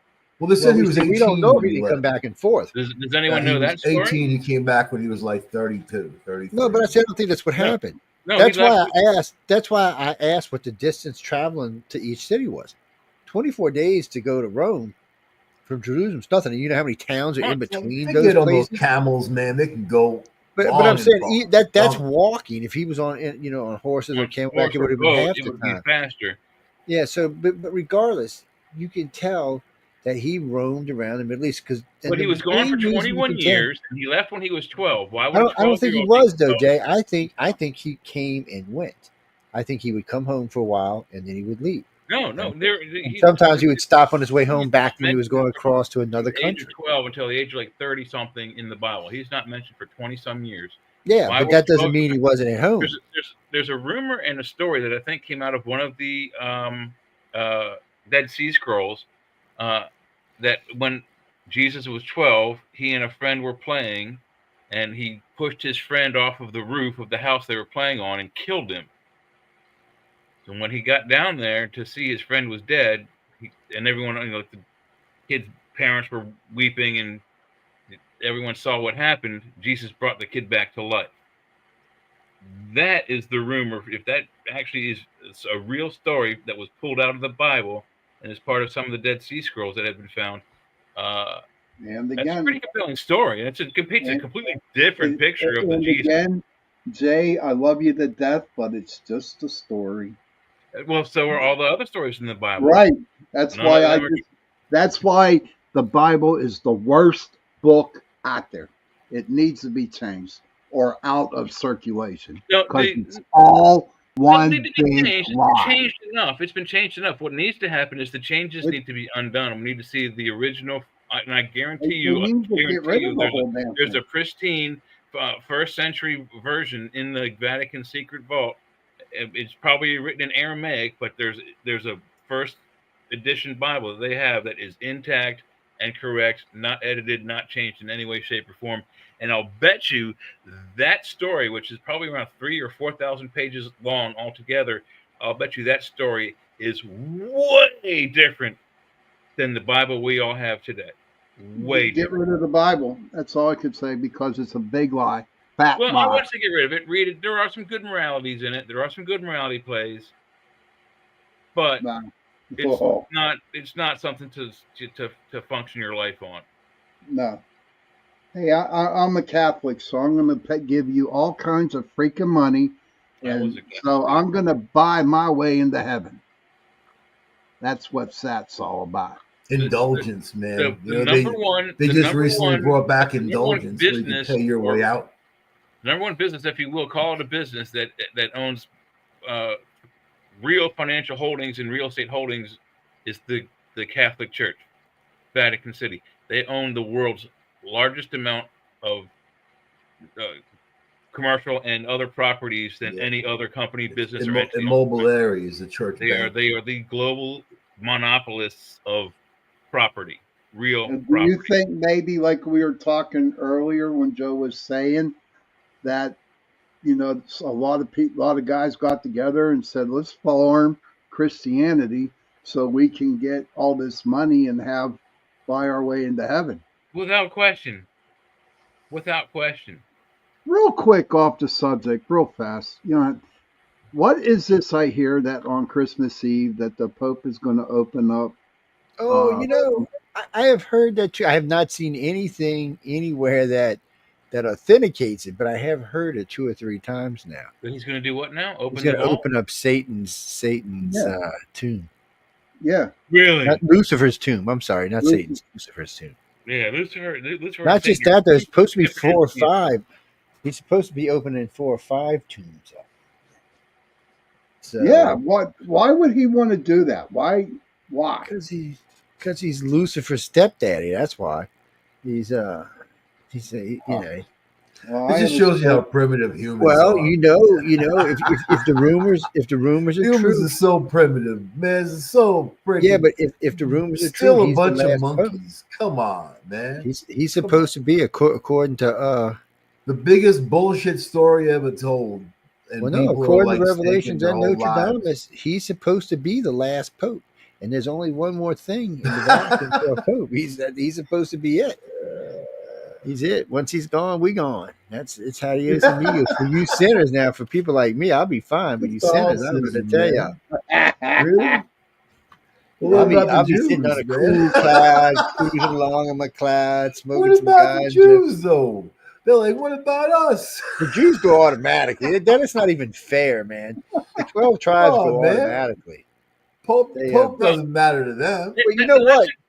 That's a good question, Michael. What about the Jews? So in the Bible, allegedly they are the chosen people of God. Right. And if God is one of the 12 alien species watching the planet, what if Tehran launches nukes that will destroy Israel? Will they stop it? If they're the chosen people of one of the alien species, No, they won't stop it. They'll just fucking wipe us all out. No, guess what? You're dead. You know, no reason to keep your ants around. And we'll be in the middle of a show, and then all of a sudden we'll be on the other side. Going, what the fuck just happened, man? It's a battle, man. It's a I don't know. jihad. I think the aliens wouldn't intervene if they're gonna if they're the I'm chosen gonna start people. drinking when I do this. I'm sorry, I lost my complete track. Sarah Reese Morrison. Okay, Sarah Reese Morrison, where are you from? Oh, you're his great granddaughter. Well, I won't be mean to you just in case you might. The Pope got kids. Well, he's my grandfather. The Merovingian line of kings is part of the Jesus line, in that somehow Mary Magdalene and Joseph of Arimathea and Sarah, his first daughter, made it to London, England. But they did say they got there. What? No, sir. No, see, nobody really knows. See, there's all kinds of one kid, they made it to New York and they started the Jewish Boy Deli franchise. One kid. You know, Jewish Boy Deli is the best. And you know, and just so we know this, I'm just going to go ahead and say this because, you know, I like doing alien stuff. But, so remember how Mary got pregnant, right? Well, that's something. Yeah, that's something I was going to bring up too. She was lost in the desert. Either for days. It's a brilliant story, or it really happened. A lot of girls have that story. You know, so either God came down and get pregnant and got away with it, or this place called Las Vegas. All right. Let's have a kumbaya moment here, guys. I was in Vegas. I don't remember shit. One at a time. It's a Vegas, baby. It's too late. But look, the fact is, Joe brings up a valid point. A girl who is unmarried and supposedly doesn't know man, which means in like the biblical sense, they've never had sex with a man, to be pregnant and not married, even if you don't know man, that's a stoning offense. They put you in a corner by a wall and they throw rocks at you until you die. That's why Joseph married her, but they. So, like I said, the problem with that story is she was inseminated by the Spirit of God, if you will. Like it just happened, artificial insemination, if you will, or she's whoring around with somebody or some Well, buddies. she's She got uploaded. pregnant, and she made up a good story that everybody bought and kept Wait, herself alive. let's not forget that she was roaming around in the desert where, of course, the Roman soldiers were. So, it could have been aliens, it could have been Romans, it could have been God. I'm leaning to the God side, It but could have Could been, have been a traveling it could have been a salesman. rape You as know what I well. mean? We don't know. yeah. So that's Vacuum the whole cleaner problem with salesman. these kind of Those guys stories. are pretty sly. Well, no, Jackie. The reason I don't think it's none of the above, except for maybe alien, is there was no vengeance. Yes. Yeah, so I mean, if this was truly the Son of God and the vessel was raped and used in that way, God might have just had a little bit of aggravated point. He did seem to be a little bit vengeful, a little bit spiteful. So The whole thing is, man, no, no creator is going to sit back and want this I shit wouldn't show want to to piss him happen. off. Here we go. I'm just saying, I wouldn't piss him off. No creator is gonna watch this shit show happen and say, "Hey, this is my entertainment." You gotta be like a psycho. Aliens, yeah. God, no. You know what I mean? Like that's kind of Maybe small. we're the model for other planets how not to be. You see these God animals? is Earth. Don't do that. The Earth. God is the on Earth has human humans. creation It's like 100 herpes. Don't go near trillion. the Earth. You'll get humans. They're already trying to reach out to Mars. You know what I mean? We probably are from Mars. Humans. Look, keep humans where they are. See, that's the other problem with the creation stories is what happens if we don't turn out to actually be from here? That our DNA comes from another planet. Nothing happens. People are like, "Where are we from?" That's got to be People don't incorporated even in know your what the hell religion they're somehow. That's not Adam and Eve. I mean, come on. Unless they fell out the sky and landed on a you know what. Well, If then the it comes Bible down is as to old what. as if the Bible is as old as we think it is, and we think it's older than we think it's older than recorded history. So we think it records at least 5 or 6, maybe 8,000 years of history. We're at 2024, so think about that. That's another 5 or 6 No way, dude. The thousand Bible, years that we don't the Old remember. Testament. When you start, we don't have history of. you So start think talking about about that. We had that Noah. You're history. going way back. You're going Yeah, that's way, what I'm talking way. about. That's what I'm saying. You're It's talking like- about. I think a whole different species, I'm man. talking. It We're going. really has nothing to do I'm with talking. The Bible mankind's probably has history. knowledge that goes back except to at least the Younger origins. Dryas, just after the floods receded and the ice age is starting to melt away.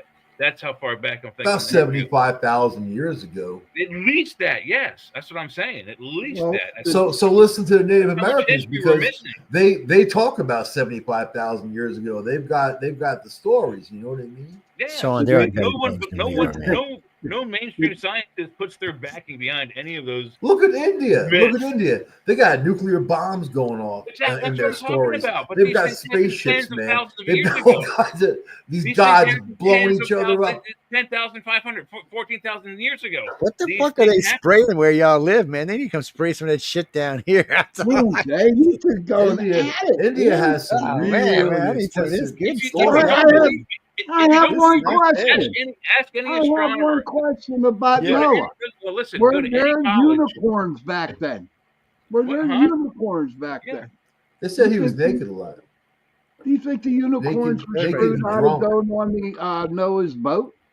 If I was 900, I'd be Somebody had to naked. come up with those. That myth that goes vampires, werewolves, those kind of myths go all across. So somebody saw something similar that created that kind of myth. So there's something It's to not those stories. plausible. But with pairs we're not of talking about animals and all unicorns. that. It's not If plausible. you man. look astronomically, something disastrous happened to this solar system. If you look all the way out at Uranus, one of Uranus' moons, or Uranus itself, the planet instead of spinning this way, it spins on its side this way. Planetoid, not planet. Okay, so something came by and knocked it over. The fifth planet is rubble. Something came by and knocked it to rubble. Either hit it, something must have hit it, because if it just was crumbled by gravity, it would stay in a ring. There wouldn't be several shotgun blasts of debris coming from that planet into our planet. There were like the Eonid meteor showers and whatever. There's like 3 or 4 of them. Something hit that planet and blew it up and threw a shotgun blast of stuff into Mars, Earth, and if there was Venus at that point, Venus too, and Mercury. Venus was probably a captured planet. Venus is probably the planet that came through, and one of its moons went boom and hit the fifth planet, blew it up, and then hit Earth, Mars, and Venus, and then became Venus, and really didn't do much to Mercury. something of that nature happened to this solar system, and there's that history is written in these books tens of thousands of years ago, and somebody knows that, and they're hiding it from us. Why? I don't think anybody's hiding anything. I think that a lot of Well, if people we just had that don't history, why would understand. you hide it? Why I would you think they hide have that? Because, like I information was that they just don't getting ready to say, understand. when we You know, lost there's something called the cosmic equation, where if imagine beings that have existed in some other civilization somewhere else for billions of years and have an incredible amount of technologies, stuff that we couldn't even fathom of where we're at right now. We wouldn't even be able to communicate with them. Really, it would be like trying to talk to a flea. There's that cosmic equation of a bridge, this huge gap, a gap, and they would have to be able to bridge the gap if they want to talk to us. There's no reason to talk to us, but unless they want to guide people, okay, we're going to guide you into a certain way. But it seems like anybody that's ever guided humans, it always went to a bad direction, man. That's And a here we are. good background music. I'm sorry, Michael, for interrupting, but Joe got your background music going on there. Yeah, when you he were needed a little chatting. background music. He was getting a little excited. He needed a little background music. But anyway, what I was getting ready to say was, when we lost the Library of Alexandria, we lost half or more of our history. That's just what it comes down to. Without that library, we have no fucking idea what went on. Probably. Yeah, how that city off the coast of Cuba was We've built. got DNA, how the man. Indian The cities stories were in built. DNA. We've got DNA. I'll bet you there's stories about how and when the moon arrived and the cataclysms that it created. I'll bet you there are stories of how many comets came through and either nearly impacted or the tail hit the Earth and debris in the tail collided with Earth. This planet has been through a lot. There are more meteor strikes on the surface of this planet that there would be on the surface of the moon. However, due to water, wind, and solar erosion, most of them are wiped away. But if there was no atmosphere like the moon on Earth, there would be more pockmarks, meteor strikes. Think about that. More stuff hits this planet daily, giving us more and more of a danger risk to be killed. The bigger you are, the bigger things you attract that come and hit you. But we're still here. There are those who say the moon is artificial. Four or five extinction level events. The Hopi record 4, some civilizations record 5, some record 3, but there are those extinction. And how do we know? How do we know that a million years ago that the Earth was destroyed by fire or water or ice? Because that's how they go in that order. The last one was kind of the opposite. It that's what the Earth was at that point. And if it was terraformed, somebody would have had to put that moon in place to keep control of the tides and all the stuff on the Earth. The moon, there are no tides, there is no wind. The moon is quintessential to our weather, to our being, to everything. I mean, without the moon, humans would not exist. So they don't know even where the moon came from. They don't really have a clue. We would have two seasons if without the moon. It'd be like cold and winter and summer. That would be it, basically. You wouldn't be able to regulate stuff if you can't regulate the tides. You can't regulate the flow of the sea. If there's too much salt, too little salt in the ocean, you had a boat or a submarine. You got ice ages. You got all kinds of things that happen. So you really can't regulate the weather unless you have a moon. I mean, but and it's in perfect harmony, isn't it? I mean, well. You can set your watch. Think about this.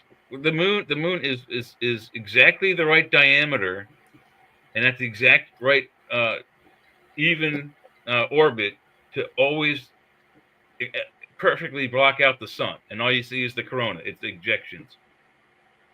Its orbit is almost completely circular.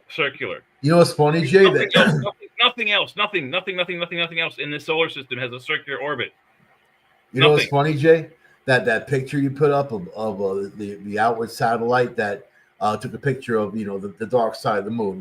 Basically the side we don't see. Yeah, I looked at all those pictures. You ever notice how muddy the moon is and how clear the Earth is? But like they don't give you a clear shot of that moon. Even the Russians, the Chinese, the Russians. I looked at all those pictures. It's always really muddy, like you can't see because they have to edit it out because it's like Las Vegas on the other side of the moon. Something like that. What's his name? The guy who when the first two were there on the moon, Armstrong and what's his face? Who was the guy? Michael Collins, I think.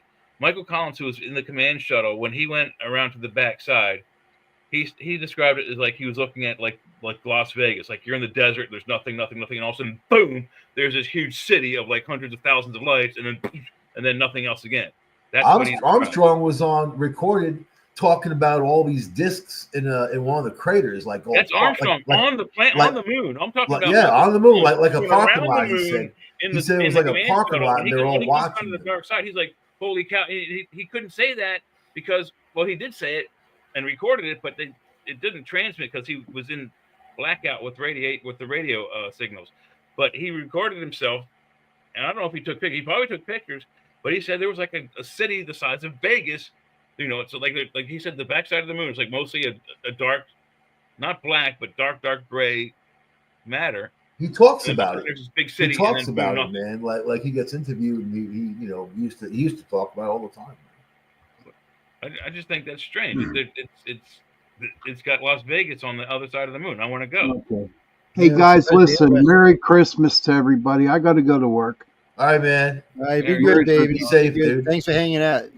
Yeah, I enjoy it. Next week, everybody, I'll be able to deal the whole 3 hours. Cool. Yeah, well, that's cool. You'll have a good time. This is a different account of Mary. We'll have to read this in a second. We'll all drink. We should all have whiskey. Get some rest, man. Have some Christmas cheer. You know what I'm saying?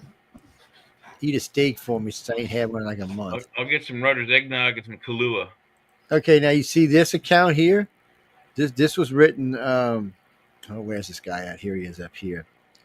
And what is that? Celsius and 175. That's Bill Brewer. Eat one of your orange. Oh yeah, and I can see any cattle. Well, maybe you go back to China, you can eat it. But I'm trying this guy confronts Jesus along the way on one of the places he was going, and says he invented his birth. I have a picture for that. So this was written in 175 AD. He said this isn't long after his death. Yeah. It says, and so the guys, encapsulating this so people know about it. Confronted about it, he thinks, and then he says, then her husband turned her out for adultery. Ooh. She was found guilty of adultery and turned out. So she went roaming with her and her son. And so it says, confuting him, as he thinks of many points. Let's see. Having invented his birth, that we just talked about that. Born in a certain poor, she was a certain village and a poor woman of the country. An illegitimate child. It's been there. Married a cousin, her trade, but she was convicted of adultery after being driven away. Her husband, then it says she was wondering about, and she, what was that? Disgracefully gave birth to Jesus, an illegitimate child who was having hired himself out as a servant. He hired himself as a slave in Egypt, yeah. So I don't know. I mean, it's an entirely different story. It's another possible reason why they left town. I mean, I brought that up too. We don't know. We weren't there. The idea that if he was able to bring people back to life like Lazarus, the first time he did it was he pushed his friend off of a roof, killed him, ran down to see what happened, and then brought him back to life in front of full view of everybody who was watching. So, I mean, I think about that. If I were to do that at the age of 12, knock somebody off of a building, then get down to the floor where they died, and then touch them, bring them back to life, and this was a modern day time, I'd be murdered right away. People would, I don't know what would happen to me, but you'd be lynch mobbed. I know. How do you know the kid was dead? Maybe he's had the wind knocked out. Everybody saw it. And when by the time he got down, the kid's and Mary and Joseph were down there weeping because the child had already passed. I don't know. It's a pretty good story, though. I mean, as you read into it, one of those things that was allegedly founded with the Dead Sea Scrolls back in 74 or whatever. Well, no, this is just somebody. This is just works that they've collected. This is I know. I've heard this is number 7. This is only one of the ones that's in here. There's a bunch of them in here. This one's 80. Look at it. See, this one's 80, 55. Jesus could have still been alive at this point. No, he would have been dead. Yeah, he'd have been dead by about 15 years or so, maybe 20. Well, if he died in 33, that's 22 2 years later.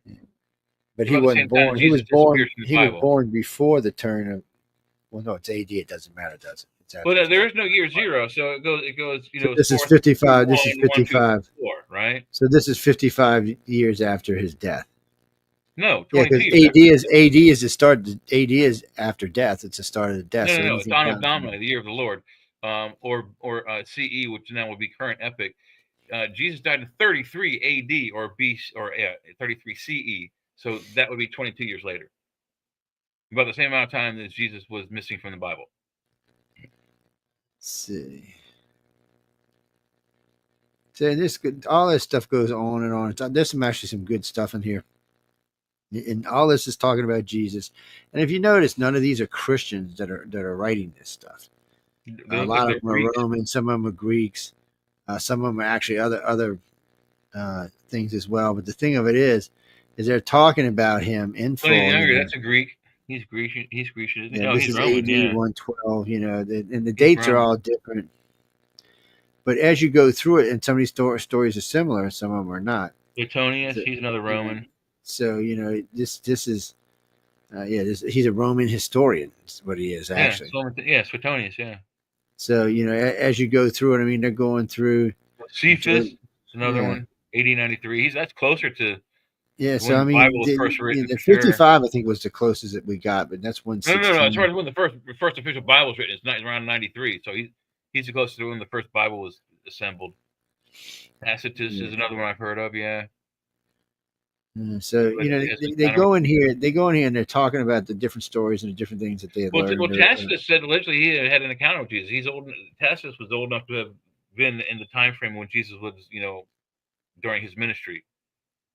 So let's see, and what is this? Okay. His teacher was a poor virgin. Yeah. He was a teacher, and his disciplines passed on his teachings to others. Disciples passed on his teachings to others. He prophesied miracles. Yeah. So the Egyptian said that even in that other story where they said his mom. God. Now I don't know. I don't know that Jesus ever in any of the Bible before he dies claims that he's God. The Son of God. I don't believe he says that until after his death. I don't think he says any words to that effect until he sees Mary Magdalene. I don't know. 3 days after he died. I think somewhere in there he does actually. When he's talking with the disciples, I think he says he's the Son of God. I don't believe he does.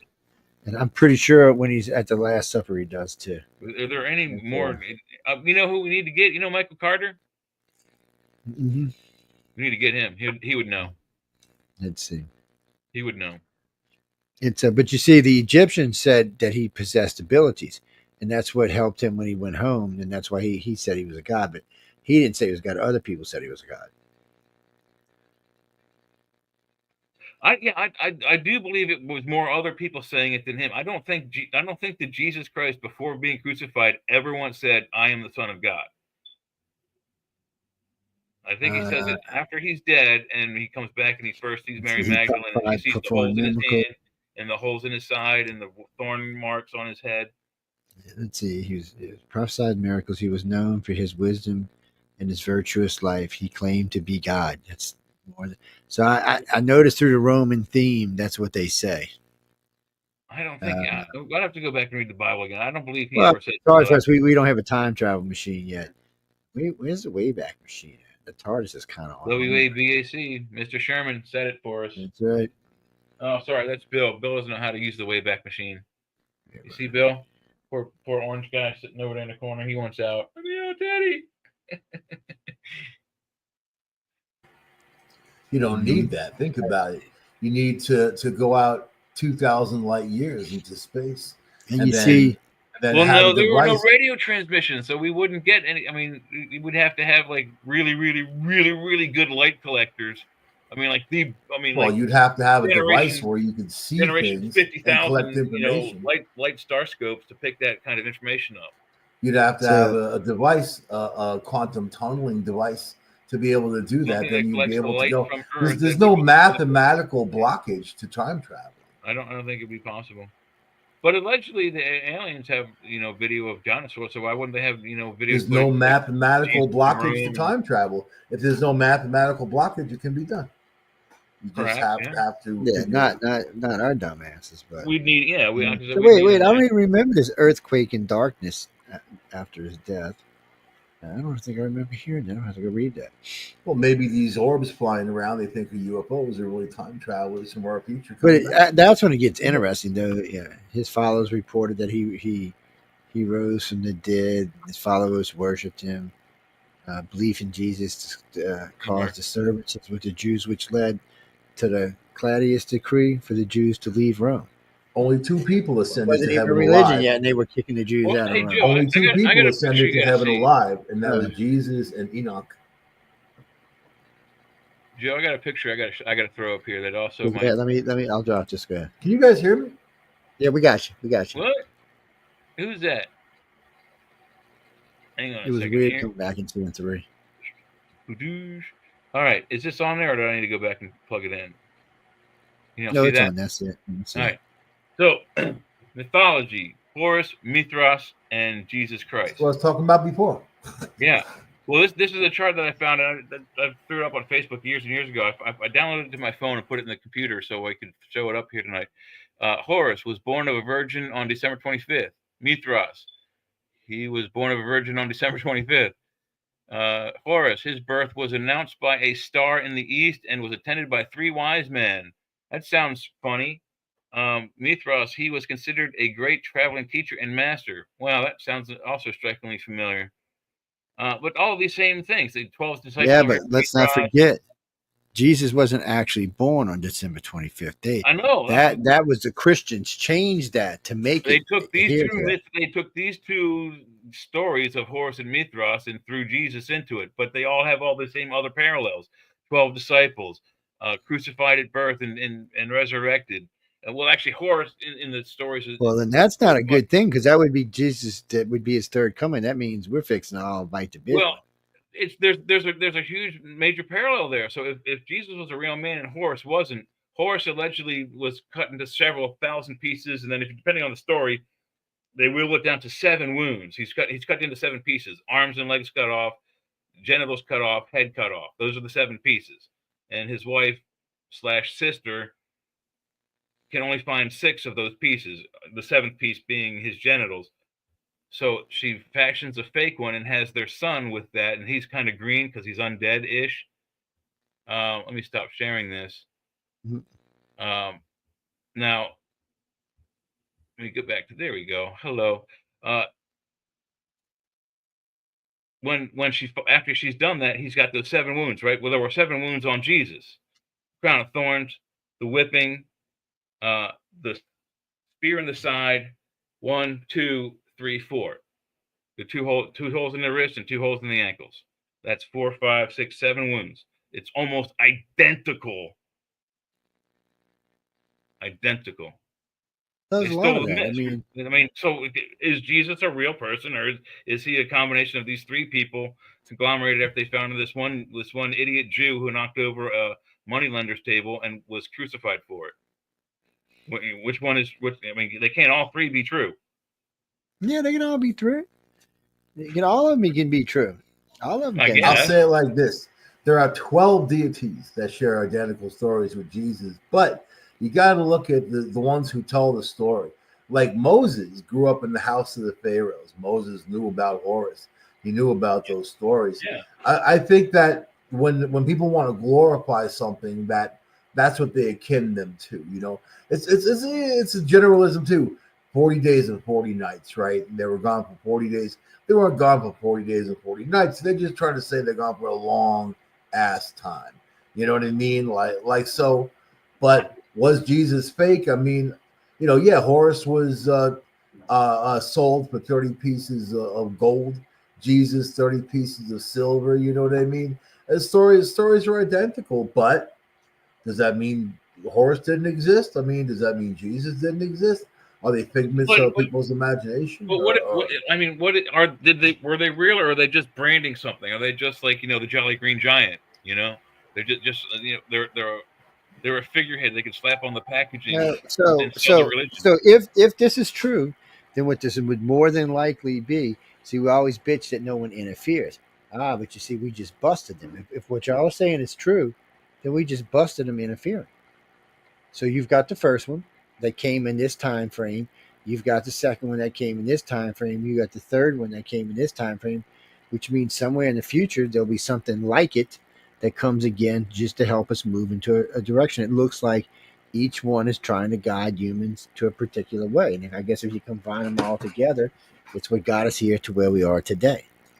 Good or bad, I don't know. It's up to us to decide. But if that's true, because it would be a way to interfere and put this in humans' heads that these people helped us to move along, and this is how we repaid them. And then we kept going along. But each time one comes, it helps us a little bit more to move forward. It helps us to become more intelligent. It helps us to learn. It just helps us in general. Probably without a good bit of the Christian teachings, the world would be a more horrible place to live in today.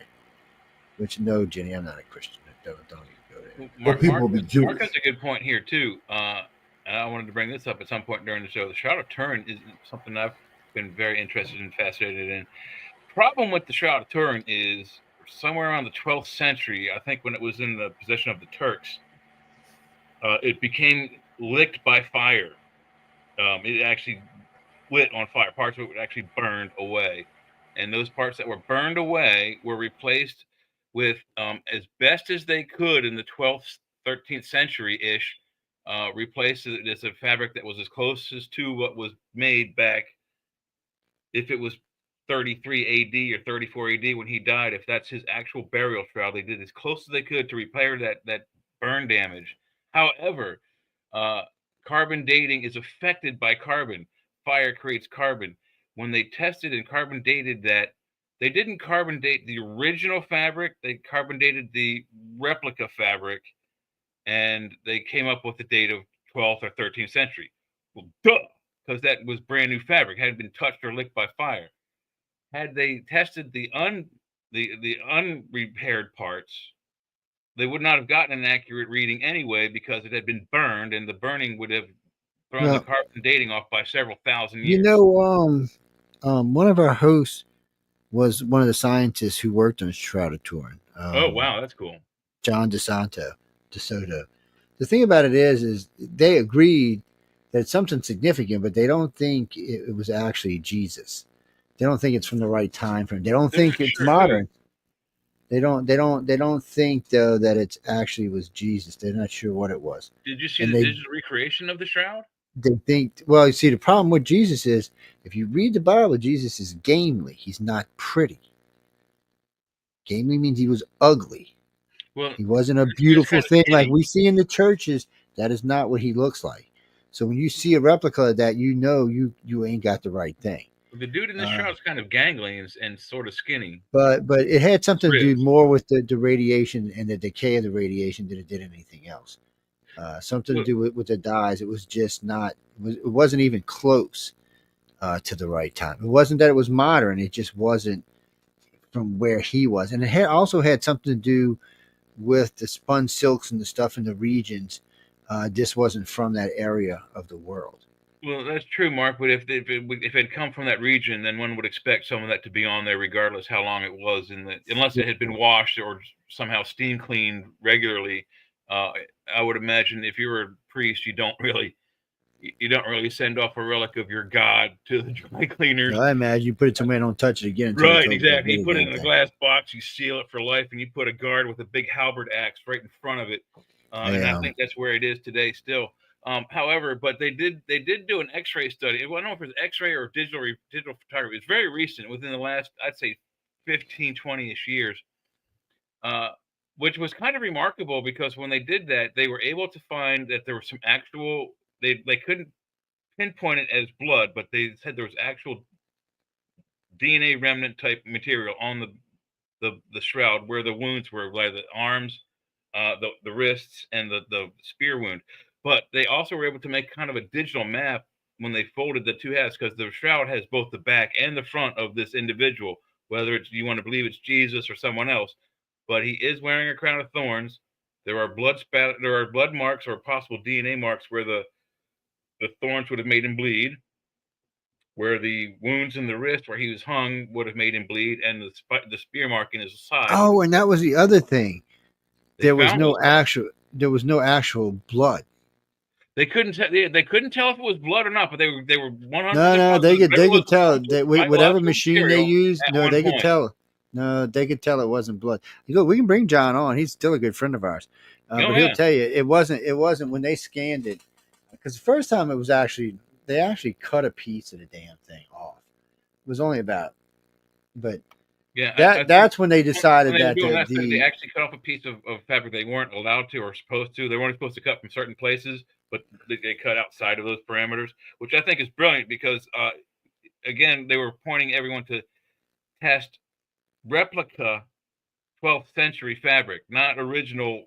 Yeah, well, this was a type of spun silk that was not found in the Middle East. You had to go way up on the other side of Europe to find it. Almost. Yeah, it was. There's replica. That stuff was made. It was made in Italy. I mean, it was replica. No, this is the original. This is the original shroud. This is what it's made out of. It's made out of a silk that's not, or actually, it's not just a silk. It's a woven material, but it's the material itself was not found. It just that's not where it was from. They were like, well, that don't make any sense. Why would he be buried in this here? Because it was found, where it was found, but it wasn't from there. They were kind of like, well, so they actually think that it was someone important who was traveling. Because remember, Jesus wasn't the only person who was crucified, and he wasn't the only important person. He was crucified with two other persons, one of them being... No, I'm not talking about then. Crucifixion was a regular thing for the Romans. Yeah. They did this, anybody could be crucified. Somebody said, well, what did they do because of Jesus? No, that's not why they did it. And usually it wasn't on a cross, by the way, it was on an X, but it was on an X, not a T, but an X. Yeah, that's usually what some people swear. I said, look, I wasn't there, I don't know, but I said most of the Romans were an X. The T was harder to do, and required several men to once you nailed the wrist to the cross beam, you had to have at least 2 or 3 men hoist that beam and a 180-pound man or woman up 5 or 6, 10 feet up in the air to get him off the ground, and then hook that beam to the top of the next beam. Yeah, it takes too much. You put him on an X, 4 nails, takes 3 dudes, you're done. No, I'm not saying it's Christopher. I'm not saying that's not how they did him. They may have done it. There might have been a reason why they did it like that, but.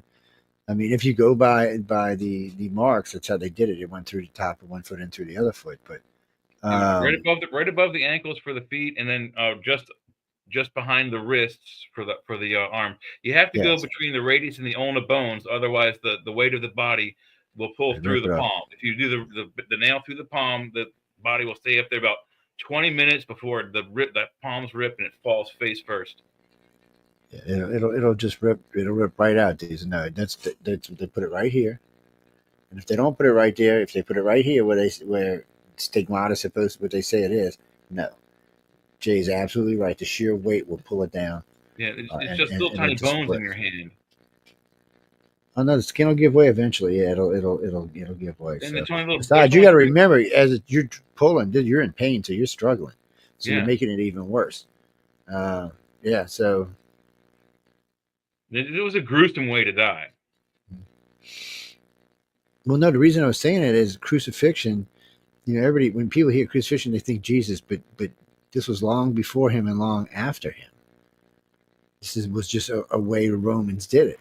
They still do it. They still crucify people today. It's very common. When you come walking into town and you see that, it makes you think, well, I don't want to commit a crime in this town. They still do it, man. In the Middle East, they still crucify people. Well, and allegedly in France, they still use the guillotine as a means of execution as well. There was a couple of things that was odd about the shroud. We talked about it. We did a couple of shows. There was a couple of things that was just odd about it. And it's a unique fabric, and I can tell you from a photography's point of view, whatever happened to that fabric had to be some sort of like flash radiation, like weird, like a solar flare went through that room and it was like focused through some sort of crystal, and like whatever dude was buried in that tomb, like just burned his image into both sides. It is almost maybe like Jesus was a light beam, and when he was leaving, it could have been the soul leaving the body at that point. There's so many different theories on it, but it's fascinating because when the guys did the digital, whether it's digital X-ray or X-ray and digital photography, when they reconstructed it, they were amazed by how much just actual, beyond like just like a good artist, beyond that kind of reality, like photographic type reality was captured on the actual fabric. Like it was a photographic negative. That's what surprised them. Well, because it's supposed to be an energy that came from in and pushed outwards, because Most it, people it would tried to have to come debunk from it. every spot. But That was all fake even relic. then, it's still hard, because I mean, anything pure energy would have left a different kind of imprint anyway. So I'm not sure what went on there. It's Whatever it is, the guys who were trying to do, the guys who found these amazing points out, they were of the intention of debunking it, like saying, "Oh, this is just a bullshit fake, you know, artifact that the priests made up so they could get money into the church." Well, they haven't been able to debunk it, and in fact, they think it's not debunkable.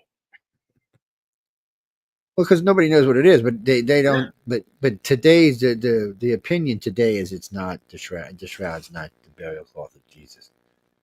It's for some reason there's just a couple of things that were Well, off about it that and there suggested. are only two really artifacts of Jesus. There's that, and there's allegedly it's I think it's in Turkey again. It's the alleged crown of thorns Who's that got that? exists allegedly. I wonder So what kind of power you have. Well, what's his name must have that. Aegon, whatever his name is, he must have that. That's how he keeps winning down there. Well, I mean, they say anything, even a drop of his blood would give you ultimate power. well, So, imagine I if you mean, stuck his crown into your head and blood mixed with that that's in your brain. Hey, there's Joe Fox. hey, what's up, Foxy? Um, it's a shame. Well, what is it? So, what's his face is doomed to roam the planet to the end of the universe. So I wonder, I wonder when we get into deep space if he'll just leave, like say, screw it.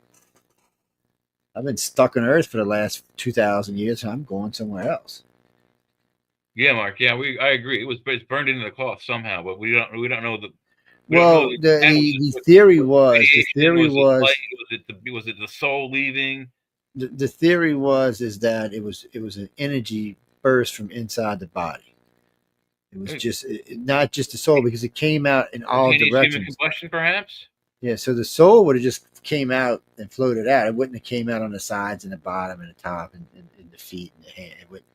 Nobody thinks that's how it would have happened. This just seems like, what it's like. It was like spontaneous combustion.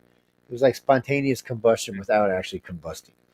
It was just like the whole body flashed out, and each individual cell in your body must have had a piece of light coming out of it, or a piece of energy coming out of it that hit that cloth and identified it as such. Because remember, it's front and back. It's not just the front. Yeah, and like I said, you can see the man's ribs. Whether you want to believe it's Jesus or some just Jewish guy that died, you can see his ribs. You can see his shoulder blades. You can see his buttocks. I mean, it's like an X-ray almost. It's like if it's an art piece, if it's a Da Vinci, and I don't think it's a Da Vinci, it's a brilliant fake. If it's not, then how was it made? That is the mystery. It is the mystery. Jackie, we got to take a break in about 11 minutes. Why? What's up? Well, no, he existed, so we know the man itself existed. Well, there are only biblical stories which aren't necessarily historical fact. A and B. No, that's not just biblical stories. That's what we were just talking about. There's the Roman stories. There's the Muslim stories. There's the Greek stories. There's Roman histories. It's all no, it's in their history. That's what I'm saying. You've got 3 different governors writing to the emperor. 3 of them. Well, and then you've got the emperor of one of the Persian countries. Evidence of it. Yeah, but these are all writings. This was stuff we were reading earlier. You got an emperor from one of the Persian companies seeking him to help him cure him. There's actually several writings, and then there's all these other writings of these Greeks and Romans that wrote after he died about things that he did when he was alive. If he didn't go to Asia, how does an Asian fellow know to come to the Middle East to look for Jesus? Well, I'm thinking what he actually did was. I think he went all the way. I think he went all the way. I think he did this now, but he left the Middle East. He went up. He went up, probably didn't realize he had probably passed up Italy, going up and came back. And as he came back to come around, the edge of Persia, I'm not Persia, edge of Asia's right there. So if the guy was coming and he was going, they could have just bumped anywhere in that area. They could probably met anywhere in there. They might have met India or Pakistan or anywhere in that area. I'm saying, I think allegedly he made it to India. At least he made it at least that far. India He probably is did in make it in India. Asia. Thank you very much. Yeah. So I mean, I don't. That's not a big problem that he was there. He was, he probably did quite a bit of traveling. He was young. He's out and about. I couldn't find the actual. There was one or two actual paintings that were painted back, early, like 11th, 12th century, and that's when I guess the first ideas of Jesus and Buddha meeting came from. But the paintings of those show Jesus of at least in his 30s. Or around the same time as when he would be crucified. So however time he was when he gets to Asia, it seems it had to have been late. So I think that was the end of his 21 years of wandering, when he leaves the Bible and he comes back at the age of 30, 33, 35, whatever they say, the Bible says, and then he's crucified. So that I think is, I don't think he went to, I think he went through Egypt and across Asia Minor, through Lower Asia, through India, and then back across into. And see, that's the other problem about the crucifixion or being crucified. So he came back and he was screwing around for a while, and then he met Mary Magdalene. Then they were together for a while. Then they got together, and then they had kids. Well, it wasn't until he meets Mary Magdalene that he starts the ministry. At the same, they're almost synonymous. That's what I'm saying. So it couldn't have been. He'd already had to been home a couple of years when he met her. So by this time, he was probably 35, 36, 37. They got together and they had kids. And really, the rumor is 4 kids over, well, it could be anywhere from 5 years to a decade. And they talk about his youngest daughter was old enough to understand what he was doing. So he had to be in his 40s. Yeah, and allegedly, I think the age of Sarah, which is the alleged daughter of Jesus and Mary Magdalene, was around 13, 14 when they got to London. So I mean, the thing of it is, and that's right. He was older. He was at least a decade older than what we were told, which would make sense because he had joined the church. He was a pastor. 12 BCE. Yeah, he had joined the church. He became a rabbi. He had gotten married and became a rabbi, and they mentioned him preaching for a while. He'd been going around all over Israel and just well, wasn't Israel back then, but he was going all over preaching, performing miracles, feeding the masses, getting rid of the people with what the hell was that disease that we still can't get rid of today? COVID? Oh shit! No, not COVID. The one that just eats your skin off. And anyway. Well, there's MRSA is one of the skin-eating diseases. Yeah, it's anyway. It used to be a thing people used to talk about because it's still incurable today. But leprosy. Yeah, leprosy. That's what it is. Yeah.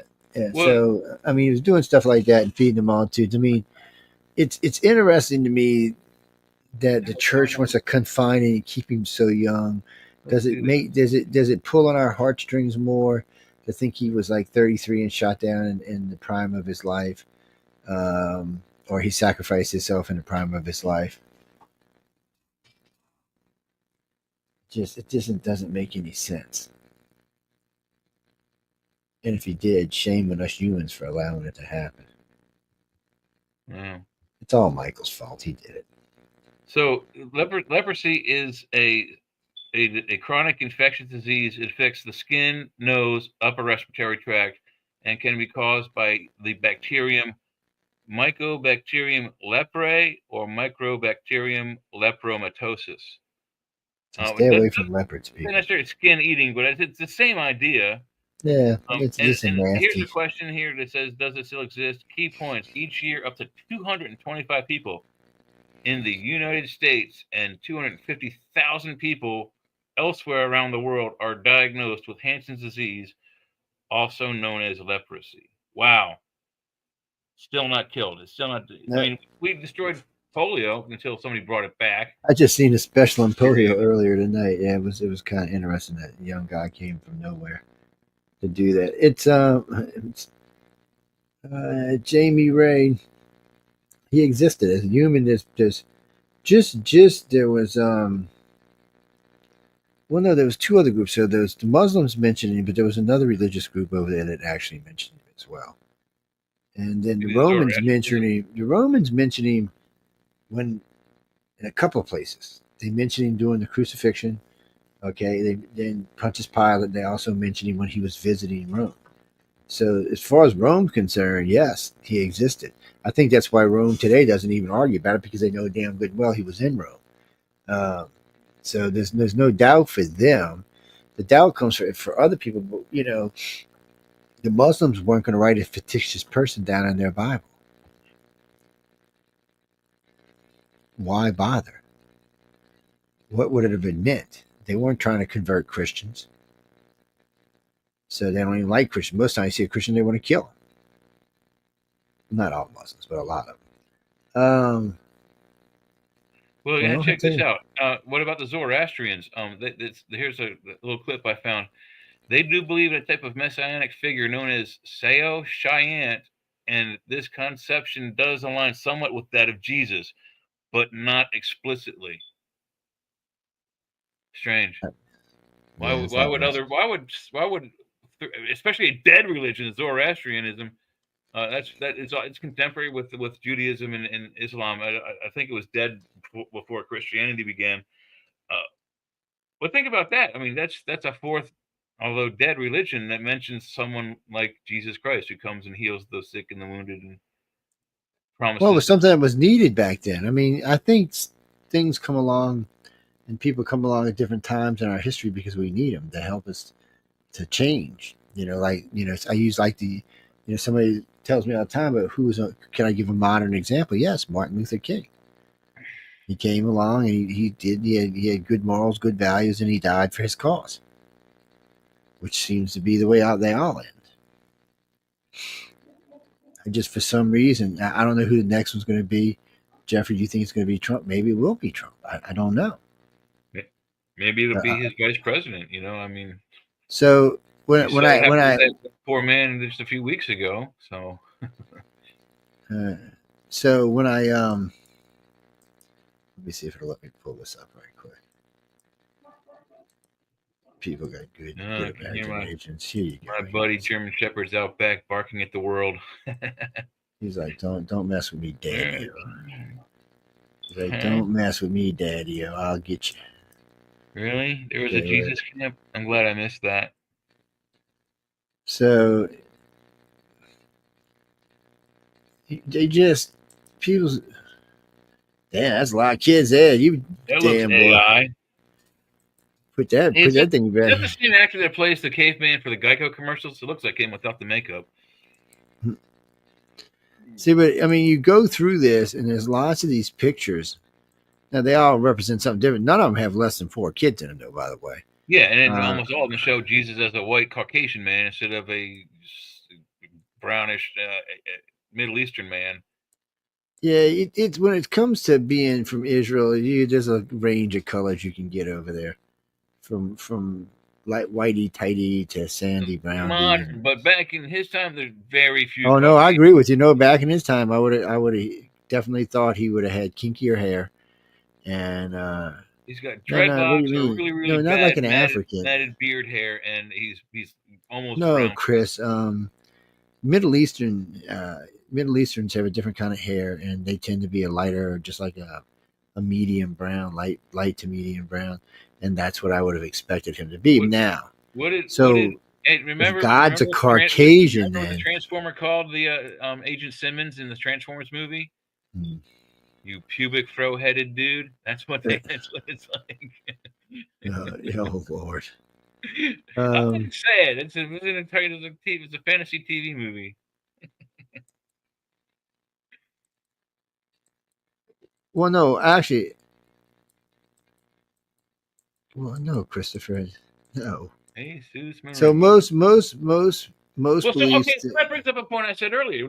What were they just making a figurehead? I mean, it's like advertising branding. That's all it is. What is Jesus a real dude, or was he just some kind of branding? I mean, look. I mean, it's like Ronald McDonald. It's like Bozo the Clown.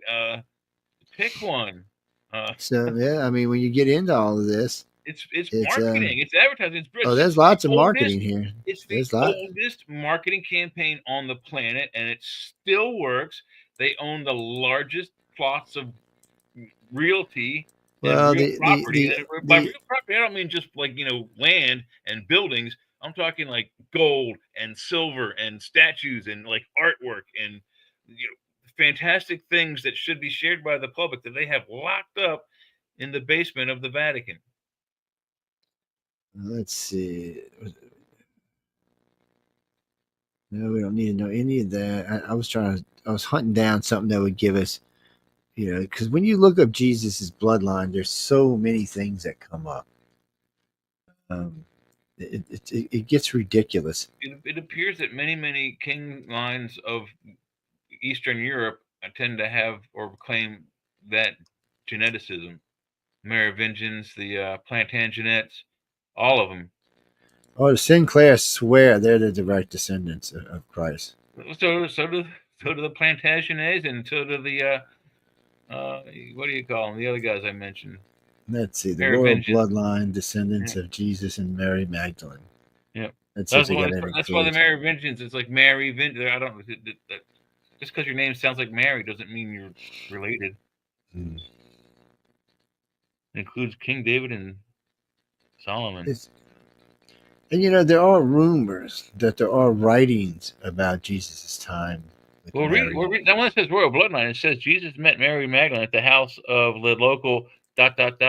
Local what? Well, what do you think the local one? Local madam? Maybe so. It's hard to say. What it could have been Click anything. on it. This is clickbait. Let's read what it says. No, we ain't clicking on more stuff. We're out of here. It's wait, what did I do? Out of here. We got a half an hour. Oh, you're gonna do a commercial. Yeah, we get ready to do a commercial in a second. I'll take up 10 minutes, but well, no, guys. I mean, the more you look in it, here we go. Genealogy of Jesus. Oh no, this could be a nightmare. Oh, this could be a nightmare. This is where the proper Irish phrase. Oh, here you go, man. Here you go. Oh man, What happened? I mean, no. Look at it. Look at this. This is ridiculous. It's not up there. You didn't. You have to. There's Jesus right there. No, there's Jesus. There's Mary. You have to share that screen, Joe. You share. I didn't share the screen. Ah, shit. You have to change the screen. Let me change screens here. Let me get rid of this. Hey, where'd it go? Close already, thing. All right, where's it at? Present screen, share screen. The genealogy of Jesus. There you go. No kidding. That is effing ridiculous, is what that is. Who is Zerubbabel? I mean, does that come from the Tower of Babel? What the hell? Mahalalel? I guess it's like ancient Michael. I wonder if you can run this in Ancestry.com. I wonder.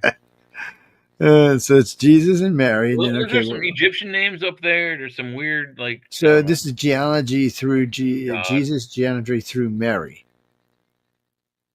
Well, where's Eve? They have Adam up there. They have Noah. Where's Eve? Well, there's God and there's Adam. Where's Eve? That's what I'm saying. Where's Eve? She's not up there. Oh man, where is she? Eve? Fictional. There's no Eve. She's Eve. Eve would have been the mother of all. Yeah, you would think she'd be on there. I guess maybe back then they didn't count. Ram, Hezron, those are both Egyptian. There's Enoch. There's Nathan. Oh wait, there's no women on this list except for her. Well, Ressa Zerubbabel is a female. Mary's a female. Yeah, no, Mary's supposed to be there. All the rest of these look like guys. Leah is a female. It don't look like. There's a few other females on there, but still, though, where's the key female that should be on there is not. Neither is now. Which Mary is that? Is that Mary? So Mary's not. So Mary is not a descendant of Eve. Well, then which Mary is it? Is it Mary Magdalene or Mary, his mother? No, it's supposed to be Jesus through Mary. Which Mary? That's what I'm asking. His mother or his father? I mean, his mother or Jesus' his wife? genealogy through Mary. That's got to be his mother. It's got to be his mom. All right. So then, which Mary is this down here? Is that her or is that Mary Magdalene? So that's his mom. That's mom. Well, then where is Mary Magdalene? She should be next. No, because Under this is Jesus through Mary. Mary Magdalene's not related to him. This is all people related to Jesus. Well, Through all of his Mary. children would be, so they should be recorded on this So list. let me rephrase it. That's not even true. These people are all related to Mary, and Jesus is related to them through Bathsheba Mary. was a female. And so all of these people, all these great people. Hell was Mary's father. Did you read that? Go all the way down. Hell was Mary's father. How do they know that? Keep going. Underneath Jesus. It says hell right there. Hell was Mary's father. How do they know that? It's not. It's Heli, like Ellie, Heli.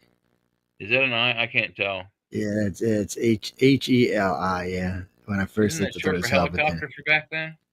I don't know what the hell that is. And I mean, all this goes on and on and on and on. I mean, the genealogy is crazy.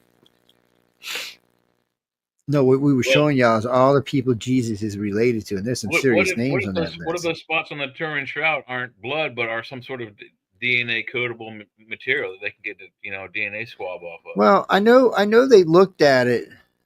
If I remember correctly, I know they looked at it twice. They went over it really good. There was a team of experts. The last time was very, very fine tooth going over. Like I said, they used X-rays and really. Yeah, they did all sorts of experiments on it. Right, and they made like a computer model out of what they got. For some reason, I don't even remember why now. For some reason, they just didn't think it was Jesus.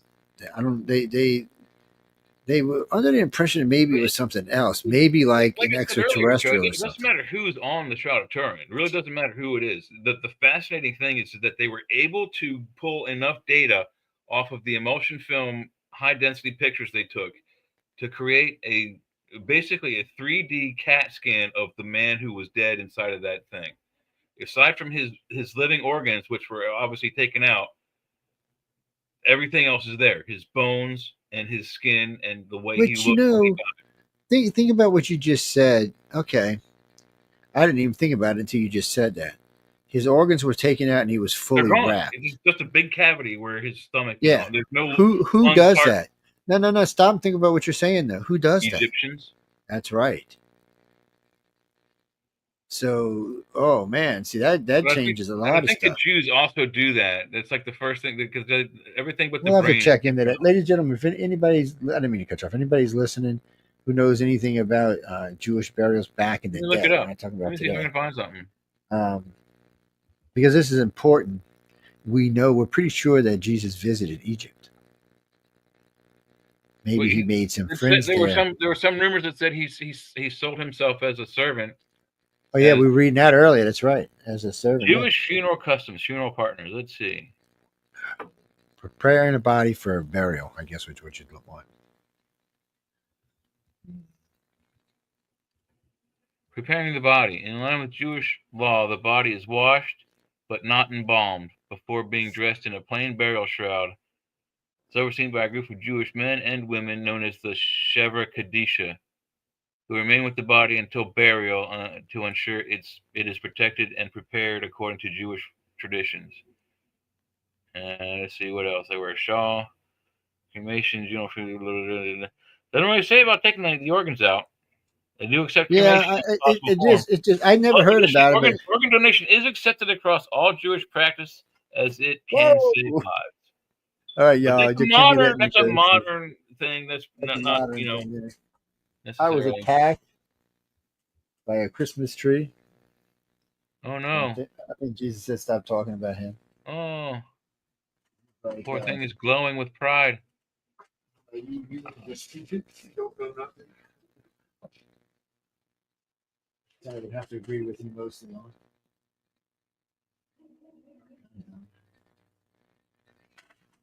on. What's that, Jackie Ray?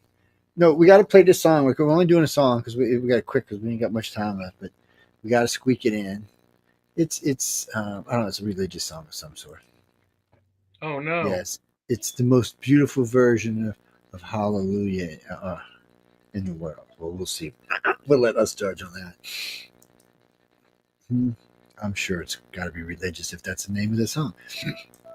It might not be religious in the way I think of religious, but still. It's Jay's fault.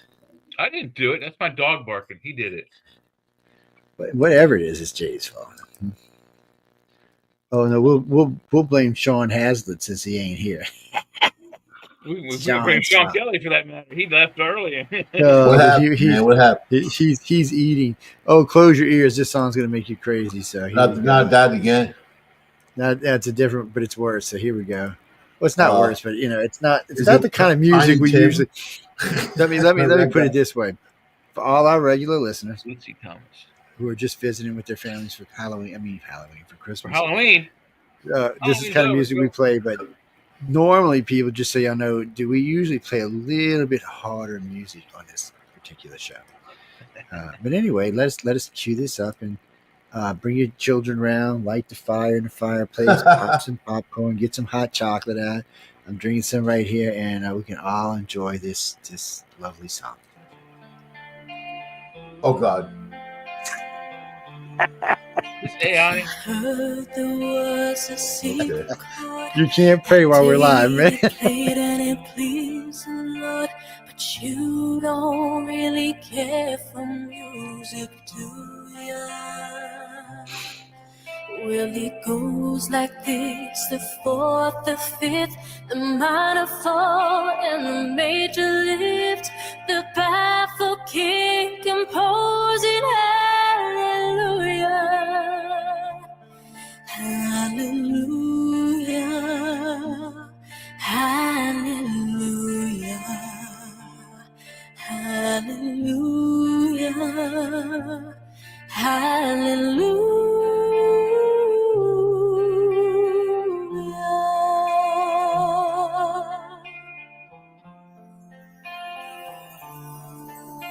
Your faith was strong, but you needed proof. You saw her bathing on the roof, her beauty and the moonlight overthrew ya. She tied you to her kitchen chair. She broke your throne and she cut your hair. And from your lips she drew the hallelujah. Hallelujah, hallelujah, hallelujah, hallelujah.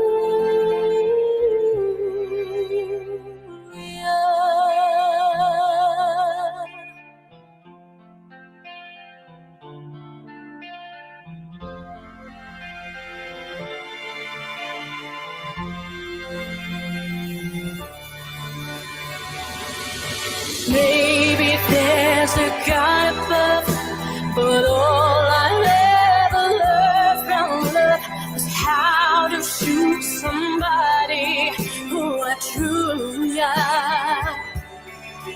And it's not a cry that you hear at night. It's not someone who's seen a light. It's cold and it's a broken hallelujah.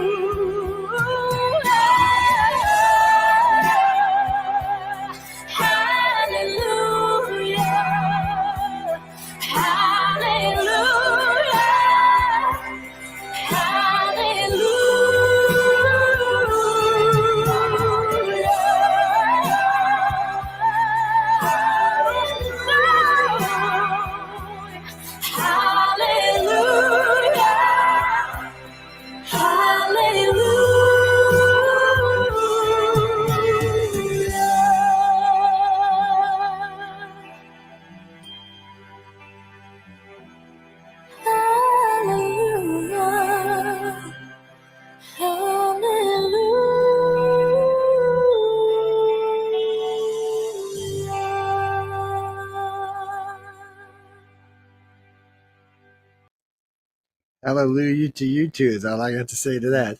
Wow. No, come on. Was that AI? That can't be real. Was that AI?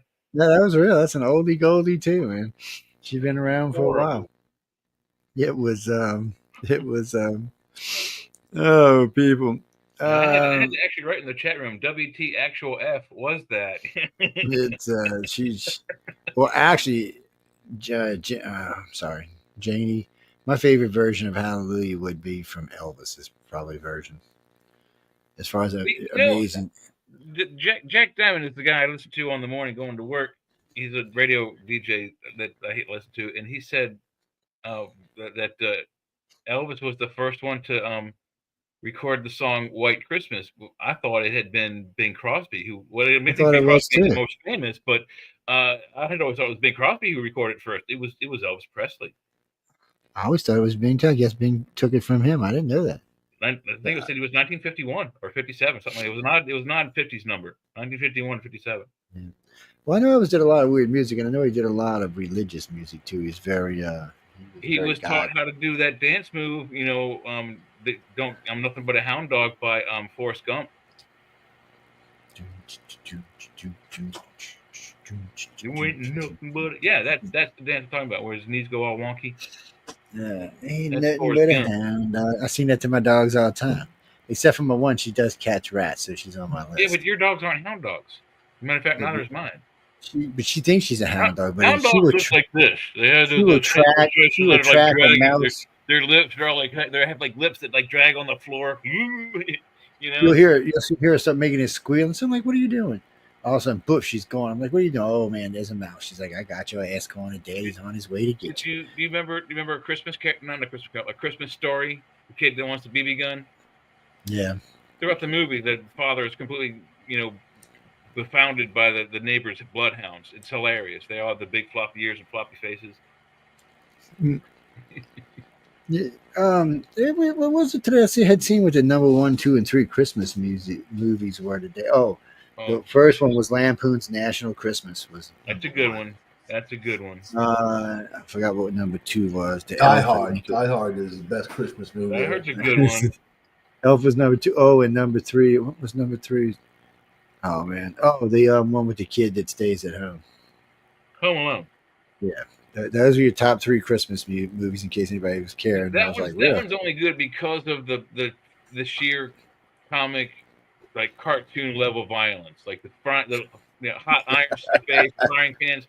That's the only reason, because of the violence or the perceived violence. What's that, Jesse? Amazing Grace. This is the last show. This is our last Christmas will be gone, and we won't be playing Amazing Grace for New Year's. I can tell you that now. No, Old Lang Syne, or I don't know. There'll be a lot of hard rock next week because we'll be rocking in the New Year.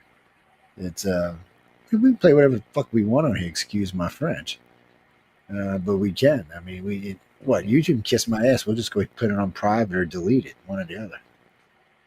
Yeah. No, we like to play music on here. We liked it. We play, I was just thinking the other day I wanted to play what the hell are their names? ABBA. ABBA. That's a name, not names. Dancing Queen. Just put me out of my mind now. No, Closer to the Edge. Who sings that? Closer to the Edge? Or was that the Bee Gees? No, who sings that song, Closer to the Edge? Pee Wee Herman. Oh, yes. And the Harmonettes. Yes, it's Close to the Edge. Yeah, Close no, to the edge, that's down by not the who it is. river. It's something new. That one? Man. The Moody Blues, man. Screaming and Nights in hollering White and Satin. It's Peter Gabriel, Closer to the Heart. The end. Huh? Moody No, Blues. sorry. Yeah. Peter Gabriel was Rhythm of the Heat. Is that what you're talking about? He screams in that one. No, this is some fucking group. Excuse my language. They're like one step closer to the edge. Linkin Park. That's who it is. It's Okay. And they spelled Lincoln wrong, by the way, people. Yes, well, they it looks more like the Linkin Park. Linkin. I don't think there's any park in the United States named Lincoln Park. LinkedIn Park is kind of how it's spelled. Weren't they Russian? Were they Lincoln? No, they only got 2 songs that I like, but at least they got 2 that I like. But I do like One Step Closer to the Yeah, Edge. but then there's groups like Yes that have like 7 albums that are like albums, not just songs. Albums for songs. Yes is old shit, man. Throw Of that shit course in the they're old. garbage. They Throw have that they have shit in the 7 garbage. albums If that it's are more, fantastic. if They have it's 7 award-winning albums. That's pretty Joe fantastic. wants to listen to more that than P Diddy, man. 15 years old, you need to throw that shit in the garbage. You want that P Diddy? No, P Diddy can suck my Diddy, but His famous song "Oil 'Em Up." He was never a good singer, even when he was popular. To be honest with you. no, we know how he made his money now. Yeah, Baby and it oil. wasn't from singing either. A lot of baby oil. Anyway, real quick, I know we're getting short on time. So, one of my biggest bitches I bitch about all the time is when people say we got to get rid of guns, and I always tell people, you bitch about guns. Guns do kill people. Not near as many people as cars kill. Cars kill shitloads of people. On top of that, they maim shitloads of people, and on top of that, they're bad for the planet, whether electric or gas. Because if they're electric, they still got to have gas and make their electricity, and they got to be shipped all over the world to get them here. So, regardless how you go, it's all the way around a bad thing. But I never hear anybody say, "Let's get rid of our cars." Well, today in Germany, guy just mows through a cow, kills 2 people, maims 68, just plowing through. Happy Merry fucking Christmas to you people. Through a Christmas market. Yeah, through a Christmas market, which is a thing over there. A Muslim doctor. He was a doctor too. Yeah, from Saudi Arabia. It was I was just like, look at this shit. And then what was it, 12 years ago, 13 years ago? And why do people want to continue to work with these people who continue to say things like "death to the West," "death to America," "death to Israel"? Saudi don't usually scream "death to America." We either make peace with these people or we blow them off the effing planet. Well, no, Saudis, and they're not attacking America, they're attacking Europe. But because somebody drove, what was in France? Where was it when they drove the rig through? They're attacking us or not. But my point being is, people always bitch about guns, and I always say the same thing. First off, guns don't kill people; people kill people. People with guns kill people. And if you take guns away, they're going to find bigger and better ways to kill us. Well, obviously, this guy just goes out and rents a BMW today and plows through the cloud. And I mean, it's an easy thing. You're not going to stop people from killing people because you get rid of guns. Hey, Roseanne. Hey, Mark. Wasn't there a dude in California who broke into one of those places where they have old military equipment that's not working but working still, and he stole a tank and drove through California? Yeah, I remember the guy went driving all over the tank. Yeah. I mean, I don't know if he killed anybody, but he created a lot of. I mean, he crushed a lot of cars. He crushed not just cars, but tractor trailers. He mowed all kinds of stuff. 90,000 tons. Oh, see, she came in to correct you and tell you Lincoln Park is a neighborhood in Chicago. Shame on you didn't know that. Is it shame spelled that way? Is it spelled that way? That's how she's got it spelled up on the board. Well, okay. See, I've never been to Chicago, so I learn something every day. Learn something every day. What was that? Oh no, I like some of that insane music, like One Step Closer to the. Oh yeah, that shit. I love that shit. I love all kind of. What are you talking about? 5 Finger Death Punch. I love 5 Finger Death Punch, even though all they say in most of their songs is, "Don't ever listen to." I only heard about them because they were on their bass player, I think, was on Counting Cars with that guy who buys cars and flips them. Don't ever listen to House at Holy because the first 2 minutes is pretty much that's pretty much the whole 2 minutes. Then they get into the House of the Rising Sun. I told the people it's just what they do. They got a couple good songs. I'm not hating on them. I mean, they got a couple good songs. Thrash metal. I don't think thrash metal would categorize it. I don't even know why we need these categories for music. It's just badass music. Well, have you heard of the? There's a thing in Ohio called the Rock and Roll Hall of Fame. Have you heard of it? I have heard of it. Well, it doesn't have just rock and roll. It has jazz and hip hop, and so why call it the Rock and Roll Hall of Fame when it has all genres? You should call it the Hall of Music. Yeah, Music Hall of Fame. Yes, Music Hall. Thank you. But they call it the Rock and Roll Hall of Fame, and it's to have more people in it that are not rock and roll bands kind of offends me, and I'm kind of pissed because some of my bands that I'd like to be in there are not and should be because they're rock and roll bands, and others that are not are. It's oh wait, hold on, wait. Man, I'm gonna bail out. I'll see you guys. Yeah, we'll get ready to get out of here ourselves in a minute. Take it easy, Mike. Thanks, Michael. Have fun. I'll see you next week. Oh yeah, it's good. Oh no, we can't play this. And I'll have Sing everything I said before. we'll leave it like that. Ladies and gentlemen, that was Lincoln Park, one step closer to the edge, just in case we barely got out of there. Y'all got 5 minutes. I got any questions y'all want to get in? And, oh no, we can't get in any more about Jesus Night, not in 5 minutes. Actually, that's who you need to write to about that theory, Michelle DeRoche. Yes, she knows all about him, his kids, and his family, and where they came from, and where they are today. And a lot of people seem to think that the Templars were where his kids went. I hope not, because all of them ended up dead, or most of them did. Who was it who portrayed him? The French? I don't remember. One of the kings or queens. Somebody portrayed him, hunted them down, killed them. They wanted their money, their treasures. Remember, the Templars went through the Middle East, through the Crusades, robbing and pillaging and raping. And for centuries, they did this. Yes, for centuries. They were the first people to create a bank. They really had a lot of stuff. So I can't remember which king it was. They didn't just disappear. They did get hunted down quite a bit. A lot of them were killed and burnt to death. But they did reorganize as the Rosicrucians. So it just changes. Everything stays the same but different. Mm-hmm. Well, it would be interesting to know who his kids were today, who the descendants. So it's been 2,000 years, so the bloodline's probably thinned quite a lot. But I would even imagine just 1% of his blood should give you some abilities. Well, and if he was godlike or non-human or half human, half god, whatever you want to call it, his blood and or his body and or his organs, his internal makeup may also be considerably different than ours. Externally looking exactly like, but internally, maybe not. That's why he took the organs. Who knows? We don't know. The Shroud of Turin, there's no organs inside of the image on the Turin shroud. Jesse Venture? Why do I know your name? Oh, okay, yeah, I do. Mr. UFO, I know why now. Okay, it took me a minute. What's up? Well, no, I said that earlier. I was a GM for a company, for a restaurant, making big money, especially this was 30 years ago, making really big money. And then I was talking with one of my shift managers one afternoon. I said, wouldn't it be interesting if Jesus Christ was an extraterrestrial?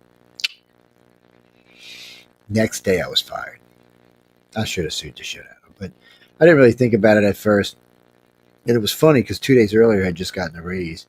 And they called me that following morning and said, hey, we don't think you're going to work out for us. And they gave me a big, huge severance. I would have taken that first paycheck I got after being fired to a lawyer's firm and be like, this is what happened. Boom. Here's my paycheck. Will this be enough to cover the beginning investigation? Yes. Well, no, they gave me. I would have got some more money out of them than they actually gave. They gave you a lot, but yeah, they hooked me up pretty good. But it's you could have later on life if you had done it right.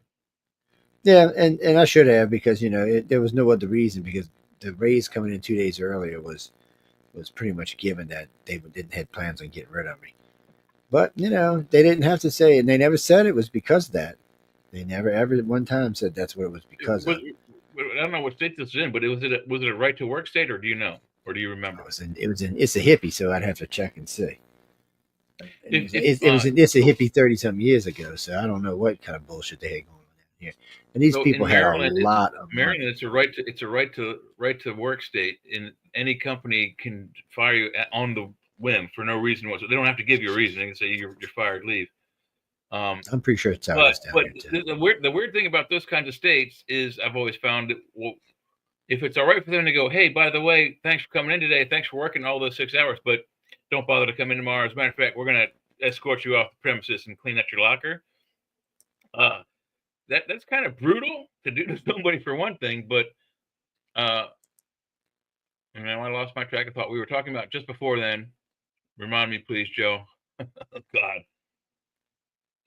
It's Where wait, what? Okay, my screen just all switched around real quick. What the hell was the hell that was I about? going with that? What was a I good don't one? know, but now I would tell you, but now I don't know what we were talking about because my screen just played. Let's play. Oh, did I freeze up? Damn it. No, you still there. Oh, no, I can't see it, but I'm not here. Da, da, da, da, da, da, da, da, da. Well, still, though, I mean, have we established the actual historical presence of Jesus? I don't know. We have hearsay by Roman governors. We have hearsay by the We people who have wrote no, the no, no. Bible. It's not hearsay. We've actually got Is it physical Roman? Is it writing. actual? Is it actual historical records? Can we prove? Yeah, it is. It's actual. It's actual Roman. Well, Romans actually kept really good records. It's one of the nice things about Well, the then, Romans. is there an actual record of Pontius Pilate signing the death warrant for Jesus of Nazareth? You know, I've never seen one. But I mean, I that would cinch it for me. I mean, there's just a couple of fat, rich governors of Rome speaking about Jesus. Was Jesus in their city, or did they just hear about Jesus and were talking about him But I publicly? don't know if it's in Iran or Iraq, but somewhere has the writing request of the emperor for Jesus when he visited. So they actually got that framed. It's actually in a glass thing. They've actually got that. So that proves he existed and he was there. But they say Persia, and I don't know what the fuck Persia means back then. I don't know what country Persia was. Persia is where I Was believe it Iran is. Iran? Linda says it's Iran.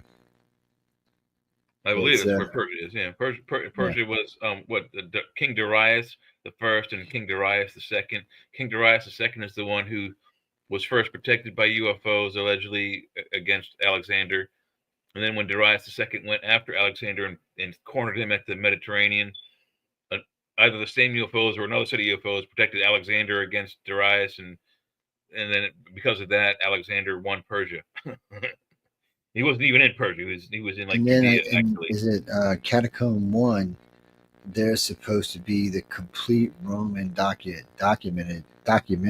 of the of Jesus himself. So there's supposed to be lots of documents, not just one or two.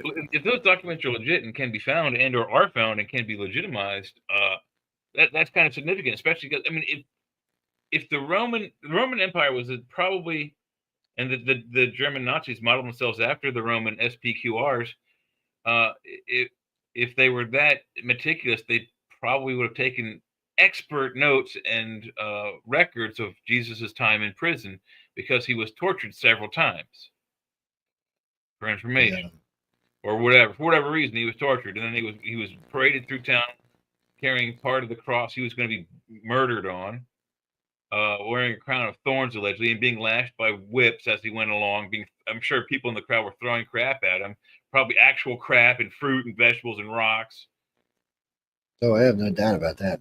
I mean, think about it. I mean, he was like the number one. He was like the FBI's most wanted dude. Dean, one last question. We got to go. What you got? Well, no. The Muslims talk about him not just in. So that's what it was. So he's mentioned in the Quran, and in the Jewish and in the Muslim Bible. So he's mentioned in both of them. The Jewish Bible, yes, but I'm only in passing in the Jewish Bible. I think he's mentioned. But he's still, he's mentioned by name though. That's the thing. He is mentioned by name, and so is John the Baptist in both Bibles. And both then Bibles. and in the Muslim Bible, he's Jewish than the Muslim versions. And then in the Muslim Bible, he's mentioned more than once by name. Yeah, that's so there's no doubt that he existed. Both of the Bibles documented because both of them were anti-Christian. So, and they both hated each other. That's the best part. Well, both of them were anti-Christian. One of them no longer is. Well, yeah, well they weren't. Back then they weren't Christians. But anyway, regardless, the Jews and the Muslims hated each other regardless. So the fact that they both documented the person says a lot about him. And then of course you got the Roman governors documenting him. You get the Persian emperor documenting him. So there's enough documentation to say, okay, he existed. And then there's these writings that we were reading a little while ago from all these different Greek and Romans talking about different things like the rewriting of Mary and how she ended up being tossed out for adultery and stuff like that. I mean, there seem to be quite a few writings about him after the fact, but not by the Jews or the Muslims, by the Romans and the Greeks, based on the knowledge that they had from when he visited Rome. Matter of fact, he must have visited Greece. But what is Greece? Like across the Mediterranean from Rome? From Italy? Well, which wasn't even Italy at the time, but still. It was just the Roman Empire back then. Well, I guess that's true because the Romans probably controlled Greek. Yeah. At that time, the Romans had conquered Greece. The cat said, I'm ready to party like it's night. Tell him we're going to party like it's 2025, buddy. So did you say it's time night? They'd see mine. I'm surprised mine ain't coming here to get me yet. It's cold in the house. Your parents like, get in bed. Christopher, last question. I said that 5 minutes ago. Last question. What is it? Oh, you mean theme shows? You can suggest a theme. Yes. No, we didn't want to get into a biblical thing tonight. We may tackle that in the future. Well, as Jay was telling you earlier, the Gospels are pretty much the history of Jesus. But again, like we said, there's also 21 years ish of missing data that was allegedly is some. I don't know if it's the Apocrypha or it's something that was found either in or after the Dead Sea Scrolls. Now, by saying that, some of the stuff we were reading on these codexes. Yeah, no, I'm getting tired on these early Bibles from 330 and stuff like that. Codexes. Yeah. That's not tampons, books. Codex. Oh, sorry, I don't know how that It's slipped late. out like that. I mean, I've been up since 5:30. It's 1 o'clock here. But anyway, some of those suggest that the stories of how this went down were different than what we get today in this. And remember, the Old Testament is just a Jewish history. It's not just Jewish. Pretty much. It's called the Mideastern region. It's just well, yeah, but well, that's true too. Because in all fairness, I think when it started, they weren't any Jews, were they? Mm-hmm. So anyway, well, there's a lot of stuff went on in there. People don't forget about Moses roaming around in the desert, causing shit and problems. He lived for 800 or 900 years. His father, but like 1,000 years, and we've talked about that 5,000 or 6,000 years or 9,000. But you know what? But the thing of it is people forget they counted bloodlines by the mothers, not by the fathers. So that name, no matter what, whatever the first name was, the last name was going to be the same. So if you were doing just repeating the same name, then look, you don't know if it was the same person or if it was a son or grandson or great grandson. See, that's the sticky wicky when it comes to the mom carrying the name versus the dad. But hey guys, I don't make the rules, and I definitely wasn't making any rules back then. We gotta go. If we don't see y'all before Christmas, which, oh yes, we will. We're gonna be on tomorrow. Yeah, we're gonna be on tomorrow. Anyway, Wednesday is Christmas, so no, there's no show. Yeah, so and then no show on Wednesday, and then we'll be back on Friday. Excuse me. But we will see y'all tomorrow. Stay out of trouble to them. You can stop shopping long enough to listen to us tomorrow. Yes. Well, Jay and I got to talk because we supposed to be trying to figure out how we're doing the other show. Yep. Don't give me no trouble, people. Go to bed. Santa Claus don't come to people who are awake. You know that, right? Go your ass to bed. It's Friday night. You should already be in bed. It's 1 o'clock in the morning where Jay lives. It's midnight. I know you're in LA. It's only 10 o'clock. Screw you. Anyway, good night. And we'll see y'all tomorrow. Jesus, go to bed, people.